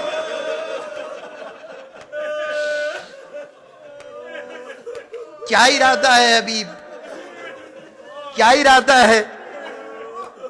اب ان حالات کا پورا نقشہ نہیں کھینچ سکتا کہ جو اس وقت کی کیفیت ہے، جگہ جگہ پہرے بیٹھے ہیں، ہر محلے کا جو انچارج ہے، جو کیفیت یہ ہوتی تھی کہ الگ الگ قبیلوں کے الگ الگ محلے تھے، تو کوئی جو قبیلے کا سردار ہوتا تھا وہ اس قبیلے کے ہر فرد کا ذمہ دار ہوا کرتا تھا۔ ابن زیاد کی طرف سے حکم ہے کہ اگر تمہارے قبیلے کا کوئی آدمی بھی حسین کی مدد کے لیے گیا تو یہ سمجھ لو کہ اس سے تو بعد میں ہم عہدہ برا ہوں گے، لیکن تمہاری خیر نہیں ہوگی، نہ تمہاری زندگی سلامت رہے گی نہ تمہاری آبرو سلامت رہے گی۔ تو چنانچہ ہر قبیلے کا نگران پوری طور سے اپنے ہر جوان کو جانتا بھی ہے، یہ بھی جانتا ہے کہ اس میں محب علی کون کون ہے، محب حسین کون کون ہے، ان کے اوپر اس کی کڑی نظر ہے کہ وہ کہیں حسین کی مدد کے لیے نہ جائے، اس کی اپنی زندگی خطرے میں ہے۔ یہ تمام نگرانیاں ایک طرف، گلیوں میں مختلف علاقوں میں جگہ جگہ جاسوس گھوم رہے ہیں کہ کوئی آدمی حسین کی مدد کے لیے جانے نہ پائے. خود ابن زیاد کوفے سے باہر نکل کر کربلا اور کوفے کے درمیان میں نخیلہ کے مقام پر کیمپ لگا کر بیٹھ گیا ہے کہ وہاں پر فوجیں جمع ہوتی ہیں اور وہاں سے وہ روزانہ ایک سردار مقرر کرتا ہے اور فوج کا دستہ کربلا کی طرف بھیجتا ہے. چونکہ راستے پر وہ قابض ہے اور وہاں اس کی فوجیں ٹھہری ہوئی ہیں تو وہ راستہ خود ایک خطرناک راستہ ہے. اتنی رکاوٹوں کو توڑ کر اگر حبیب کربلا تک پہنچ جائیں تو یہ معجزے سے کم نہیں ہے. چنانچہ حبیب کو احساس ہے کہ اگر کسی کے کانوں میں ذرا سے بھی آواز پڑ گئی کہ حبیب حسین کی مدد کے لیے جا رہا ہے تو مدد تو بعد میں یہیں پر جام شہادت نوش کرنا پڑے گا. میرا آقا انتظار کرتا رہ جائے گا اور میں یہاں پر آقا کا نام لیتا ہوا مر جاؤں گا. خداوندہ مجھے ایک مرتبہ بارگاہ امامت میں جا کے سرخرو ہو جانے دے. چنانچہ جب بیوی نے پوچھا کیا ارادہ ہے تو کہا سوچتا ہوں کہ ان حالات میں کیسے جا سکتا ہوں، نہ جاؤں. ایک مرتبہ بیوی نے سر سے پیر تک دیکھا.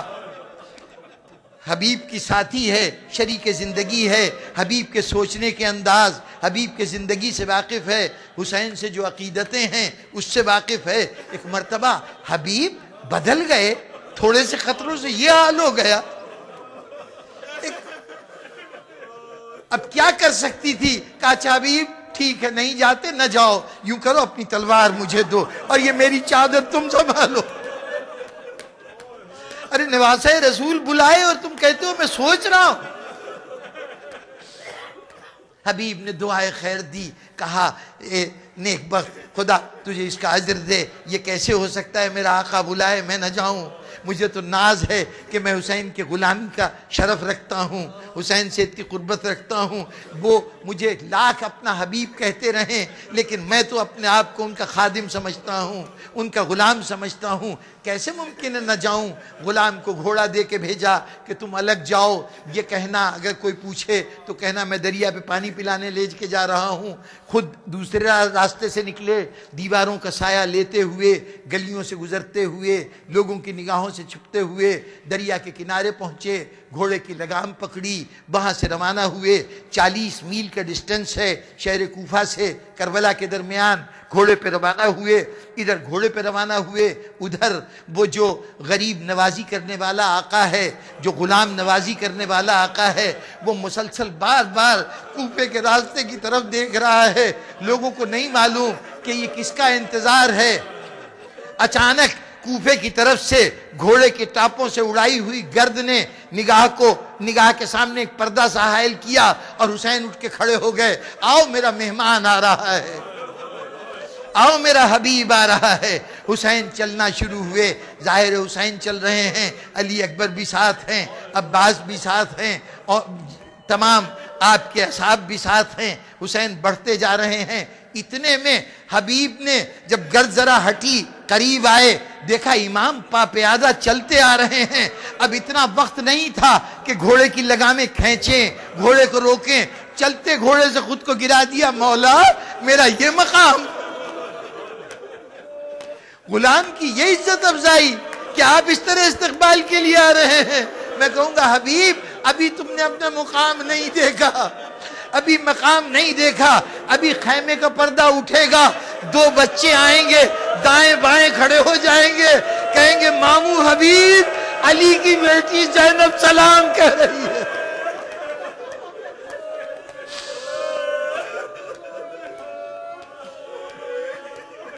سامعین محترم، دل تو چاہتا تھا کہ ذرا تفصیل سے اس وفادار کی وفاداریوں کا تذکرہ کروں، لیکن وہ ایک بنیادی اصول کے انجام بتائے گا کہ آغاز کے خلوص پر کون کتنا قائم رہا. تو بظاہر انجام تو وہاں ہو گیا نا جہاں حبیب نے اپنی گردن کٹا لی، لیکن میں وہاں کا نہیں، ایک اور منظر آپ کو دکھانا چاہتا ہوں، ایک اور منظر دکھانا چاہتا ہوں. سرزمین کوفہ ہے، کوفے کے بازار سجے ہوئے ہیں، لوگوں کا ہجوم کھڑا ہوا ہے، اس لیے کہ قیدیوں کا قافلہ داخل ہو رہا ہے. قیدیوں کا قافلہ داخل ہو رہا ہے. اس ہجوم میں ایک 13 سال کا لڑکا ہے جس کا نام قاسم ابن حبیب ابن مظاہر ہے. قاسم ابن حبیب ابن مظاہر ہے، یہ بھی گھر سے نکلا ہے کہ یہ سنا ہے کہ حسین شہید ہو گئے۔ جب یہ سنا کہ حسین شہید ہو گئے تو یقین ہے کہ میرا بابا بھی ضرور مارا گیا ہوگا۔ سنا کہ حسین کے سر آ رہے ہیں تو کہا یقیناً اس میں میرے بابا کا سر بھی ہوگا، یہ ہو نہیں سکتا کہ حسین مارے جائیں اور میرا باپ سلامت رہ جائے۔ جانتا تھا نا کہ اس کے باپ کی وفا کی کیا کیفیت ہے۔ وہ آیا سر بازار، وہ بھی کھڑا ہے، لوگوں کے ہجوم میں نیزے گزرنے لگے۔ اس نے ایک ایک نیزے کو دیکھا، حسین کو پہلے نہیں دیکھا تھا لیکن چہرے کی بزرگی نے بتایا یہ سر حسین ہے۔ پہچانا، اس میں وہ چچا مسلم ابن اوسجہ ہیں، ان کا سر ہے، یہ چچا حبیب ابن مظاہر ہیں، ان سب کو دیکھا تھا، ان کو پہچانتا گیا۔ ایک ایک حسین کے ساتھی کا سر نظر آیا، اب اس نے غور سے دیکھا باپ کا سر نظر نہیں آتا، حبیب کا سر نظر نہیں آیا۔ وہ اتنے میں سر سامنے سے گزر گئے، وہ سمجھا کہ شاید سروں کا ہجوم تھا، میرے بابا کا سر مجھے نظر نہیں آیا، ذرا ایک مرتبہ پھر نظر دوڑاؤں تو اب یہ قافلہ آگے بڑھتا جا رہا ہے۔ وہ ہجوم میں راستہ بناتا ہوا کچھ دور جا کے دوبارہ چاہتا ہے کہ ان سروں کو ایک دفعہ پھر تفصیل سے دیکھے۔ کھڑا ہونے لگا، مجمع میں دھکا لگا، زمین پہ گر پڑا، اٹھنے لگا تو کیا دیکھا کہ جس سر کو وہاں تلاش کر رہا تھا وہ ایک گھوڑے کی گردن سے بندھا ہوا ہے، گھوڑے کی گردن سے بندھا ہوا ہے۔ جیسے گھوڑا قدم بڑھاتا ہے سر زمین اس سر کے بوسے لیتی ہے، اور وہ سر زبان حال سے کہہ رہا ہے بیٹا قاسم، غلاموں کے سر آقاؤں میں نہیں ڈھونڈے جاتے۔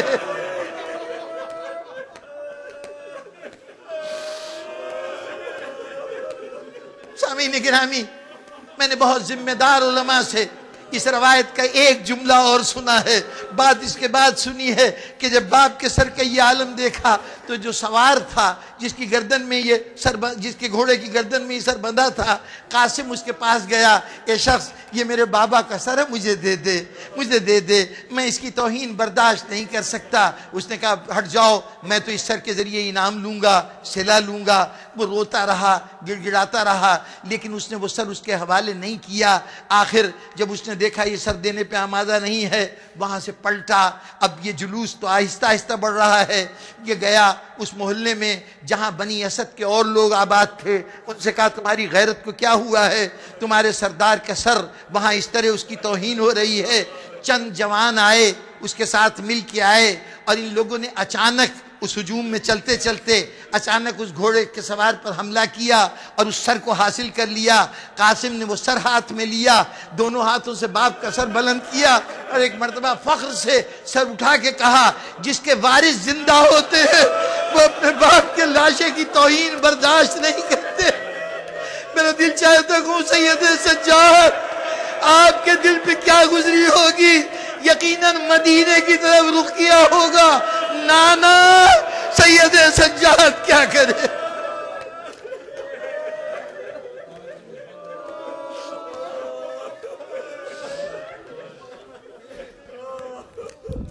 ماتم حسین۔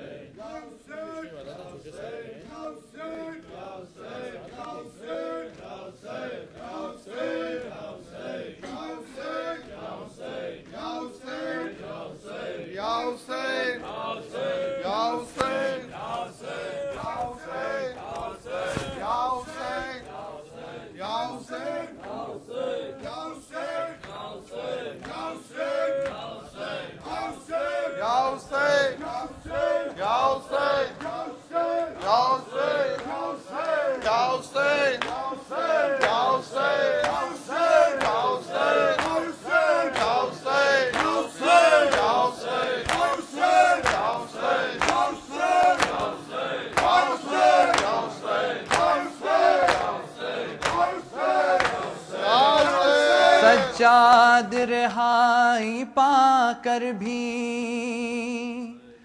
پردیس سے گھر کو آ کر بھی جب اشک بہا کر رہتے تھے زینب سے دکھ دیکھے نہ گئے.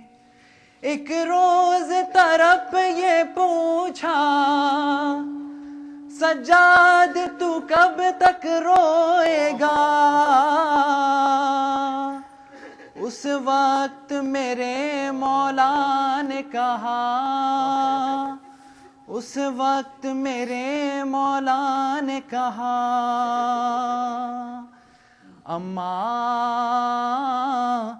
اپنے مقدر پر صغرا کے سوالوں پر کیوں نہ روئے سجاد کیوں نہ روئے سجاد کیوں نہ روئے سجاد کیوں نہ روئے سجاد کیوں نہ روئے سجاد کیوں نہ روئے سجاد کیوں نہ روئے سجاد کیوں نہ روئے سجاد کیوں نہ روئے سجاد کیوں نہ روئے سجاد کیوں نہ روئے سجاد کیوں نہ روئے اے میری پھوپھی انصاف تو کر نیزے پہ جو دیکھے باپ کا سر ہو سات سفر میں وہ جس نے چھینا تھا علی اکبر کا جگر دروں کی سزا ملتی ہو جہاں بچوں کو اشک بہانے پر کیوں نہ روئے سجاد کیوں نہ روئے سجاد کیوں نہ روئے سجاد تم چھپ چھپ کر کیوں روتی ہو میں روں تو کیوں کہتی ہو رویا نہ کرو اے لال میرے بھائی کو گوا کر بیٹھی ہوں معصوم بہن کو زندہ میں جو چھوڑ کے تنہا آیا گھر کیوں نہ روئے سجاد کیوں نہ روئے سجاد کیوں نہ روئے سجاد کیوں نہ روئے سجاد نیزے سے گری نیزے سے گرا عباس کا سر میں دیکھ چکا ہوں یہ منظر دربار میں کیوں مر نہ گیا جب نام تمہارا لے لے کر کہتا تھا لئی زینب ہے کہاں لے آؤ یہاں پر بے چادر کیوں نہ روئے سجاد کیوں نہ روئے سجاد کیوں نہ روئے سجاد کیوں نہ روئے سجاد سب قتل ہوئے میں زندہ تھا بیمار سہی لڑ سکتا تھا شرمندہ ہوں میں اصغر سے وہ تیر ستم سے لڑ تو گیا وہ تیر میرے کیوں پر نہ لگا جس تیر سے گھائل تھا اصغر کیوں نہ روئے سجاد کیوں نہ روئے سجاد کیوں نہ روئے سجاد کیوں نہ روئے سجاد سر تخت پہ تھا بابا کا رکھا اور تخت پہ قاتل بیٹھا تھا دندان مبارک پر ان کے خوش ہو کے چھری وہ مارتا تھا افسوس میں کچھ بھی کر نہ سکا اب تک ہے اسی سے درد جگر کیوں نہ روئے سجاد کیوں نہ روئے سجاد کیوں سجا کیوں سامنے صغرا کے جاؤں بہتر تو یہی ہے مر جاؤں تم زندہ ہو اکبر نہ رہا وہ پوچھے تو کیا بتلاؤں کیا صاف کروں کیا ضبط کروں ہے زخم بہت دل کے اندر کیوں نہ روئے سجاد کیوں نہ روئے سجاد کیوں نہ روئے سجاد کیوں نہ روئے یا حسین یا حسین یا حسین یا حسین یا حسین یا حسین یا حسین یا حسین یا حسین یا حسین یا حسین یا حسین یا حسین یا حسین یا حسین یا حسین یا حسین یا حسین یا حسین حسین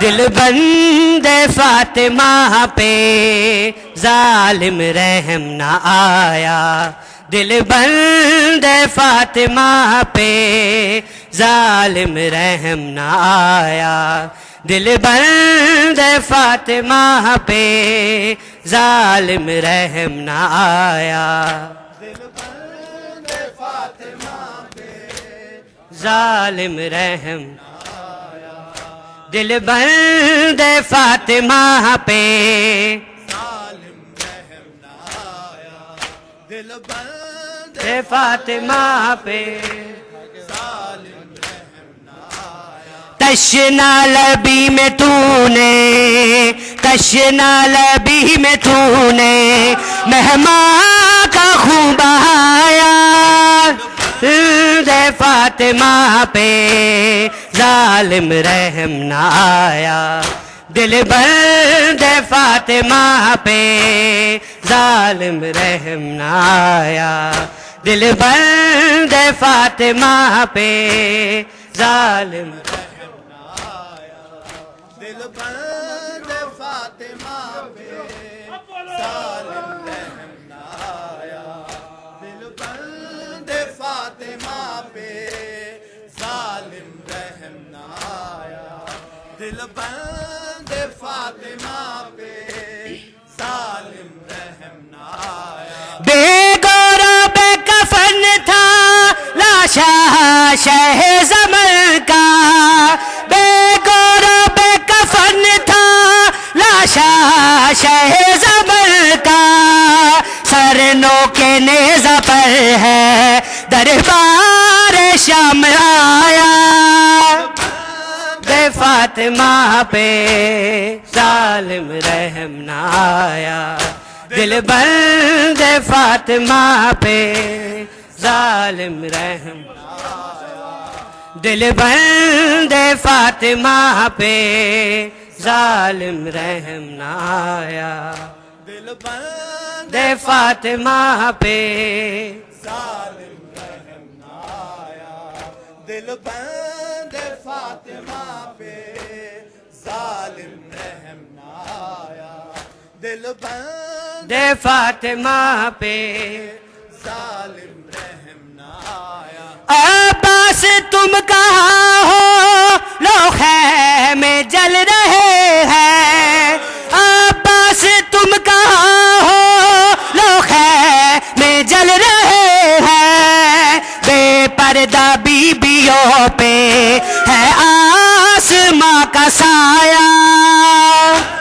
دے فاطمہ پہ ظالم رحم نہ آیا دل بند فاطمہ پہ ظالم رحم نہ آیا دل بند فاطمہ پہ ظالم رحم نہ آیا دل بند فاطمہ پہ نام مولا سب جواب دیجئے پلیز دل بند فاطمہ پہ ظالم رحم نہ آیا دل بند فاطمہ پہ ظالم رحم نہ آیا دل بند فاطمہ پہ ظالم رحم نہ آیا بازار شام میں جب آئی علی کی بیٹی بازار شام میں جب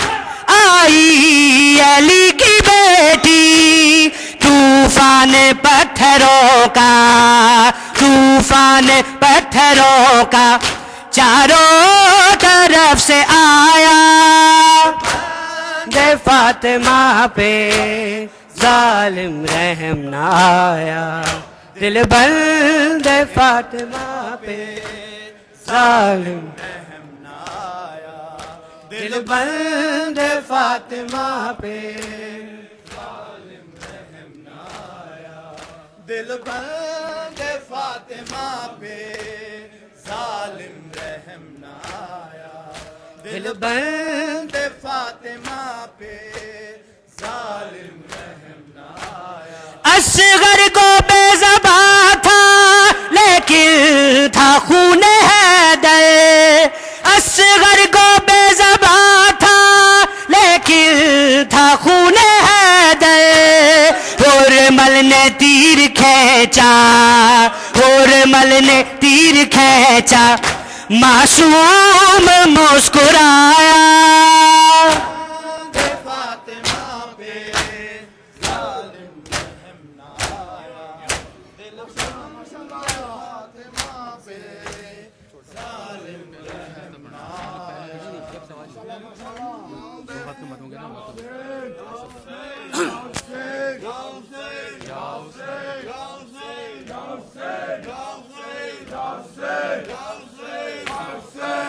پہلو بھی شکستہ ہے تربت بھی شکستہ ہے پہلو بھی شکستہ ہے تربت بھی شکستہ ہے پہلو بھی شکستہ ہے تربت بھی شکستہ ہے پہلو بھی شکستہ ہے تربت بھی شکستہ ہے کیا حال یہ امت نے زہرا کا بنایا ہے پہلو بھی شکستہ ہے تربت بھی شکستہ ہے پہلو بھی شکستہ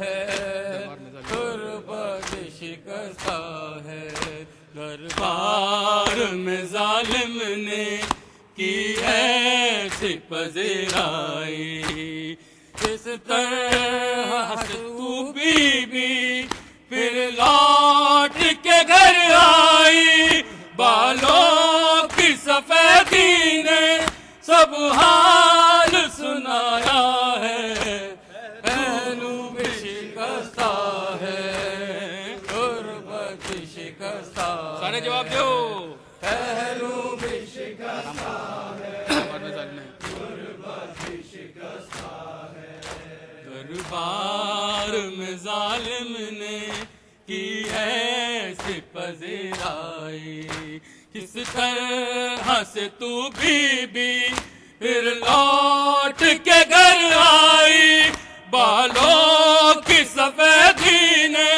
سب حال سنایا ہے پہلو بھی شکستہ ہے پہلو بھی شکستہ ہے تربت بھی شکستہ ہے دو ایسے جنازے ہیں تاریخ میں جو اٹھے بس گھر کے ہی لوگوں نے دونوں کو دیے کاندھے اقبال سکینہ ہے اقبال مظہرہ ہے پہلو بھی شکست غربت شکستہ ہے پہلو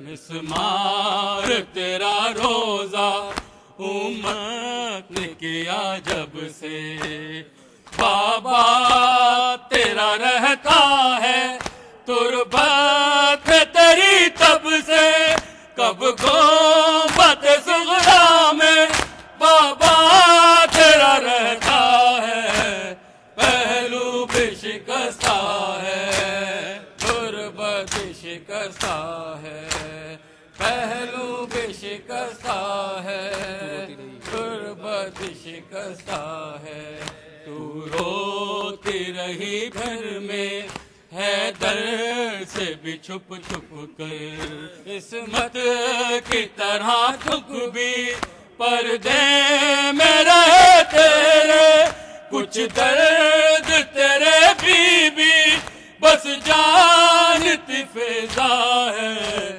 پہلو بھی شکستہ ہے غربت شکستہ ہے پہلو بھی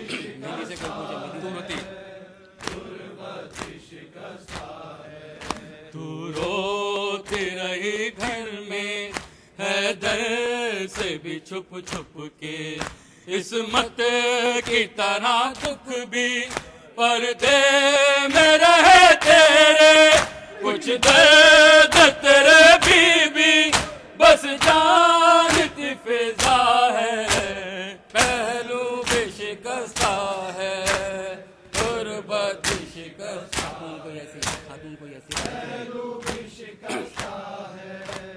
غربت شکستہ ہے خاتون کوئی غم سے یوں چور نہیں دیکھی ایسی کوئی دنیا میں مستور نہیں دیکھی 18 برس میں ہی لگتی جو ضعیفہ ہے پہلو بھی شکستہ ہے غربت بھی شکستہ ہے پہلو بھی شکستہ ہے غربت بھی شکستہ ہے مہدی سے کوئی پوچھے کیا اس پہ گزرتی ہے آواز بقیہ سے رونے کی جب آتی ہے آنکھوں سے لہو رو کے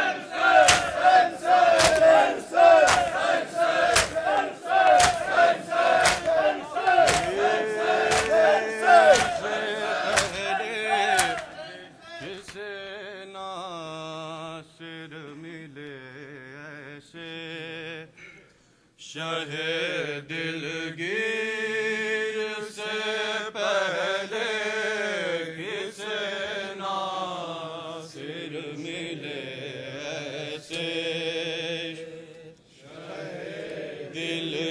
دلگیر سے پہلے کسے ناصر ملے ایسے شہ دلگیر سے پہلے کسے ناصر ملے ایسے شہ دلگیر سے پہلے وفا کی لاج رکھ لی مر گئے شبیر سے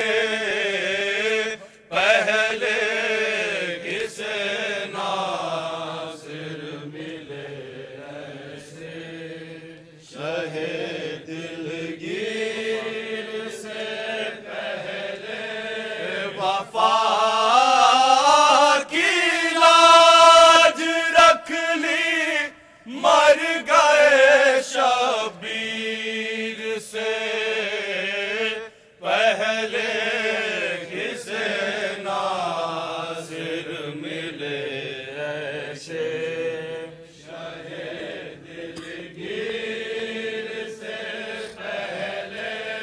بڑی شرمندگی ان کو ہوئی میدان خیبر میں، بڑی شرمندگی ان کو ہوئی میدان خیبر میں، بڑی شرمندگی ان کو ہوئی میدان خیبر میں، بڑی شرمندگی ان کو ہوئی میدان خیبر میں، علم لے کے جو نکلے شاہ خیبر گیر سے پہلے کسے ناصر ملے ایسے، شاہ دلگیر سے پہلے سند قرآن کی اہل بیت کے حق میں بتاتی ہے، سند قرآن کی اہل بیت کے حق میں بتاتی ہے، سند قرآن کی اہل بیت کے حق میں بتاتی ہے، سند قرآن کی اہل بیت کے حق میں بتاتی ہے، یہ طاہر تھے رسول آیا تطہیر سے پہلے کسے ناصر ملے ایسے، دلگیر سے پہلے پتا چلتا ہے یہ انجام حر سے، دیکھ لے دنیا، پتا چلتا ہے یہ انجام حر سے، دیکھ لے دنیا، پتا چلتا ہے یہ انجام حر سے، دیکھ لے دنیا، چلتا ہے یہ انجام حر سے، دیکھ لے دنیا، در جنت نہیں ملتا در شبیر سے پہلے کسے ناصر ملے ایسے، شاہ دلگیر سے پہلے شہید راہ حق اکبر ہوئے بے شیر سے پہلے، حق اکبر ہوئے بے شیر سے پہلے، شہید راہ حق اکبر ہوئے بے شیر سے پہلے، راہ حق اکبر ہوئے بے شیر سے پہلے، کلے جا شیطانوں کے سنا پر تیر سے پہلے کسے ناصر ملے ایسے، دلگیر سے پہلے نجس پڑھ کر علی اکبر نے لشکر پر کیا حملہ، نجس پڑھ کر علی اکبر نے لشکر پر کیا حملہ، نجس پڑھ کر علی اکبر نے لشکر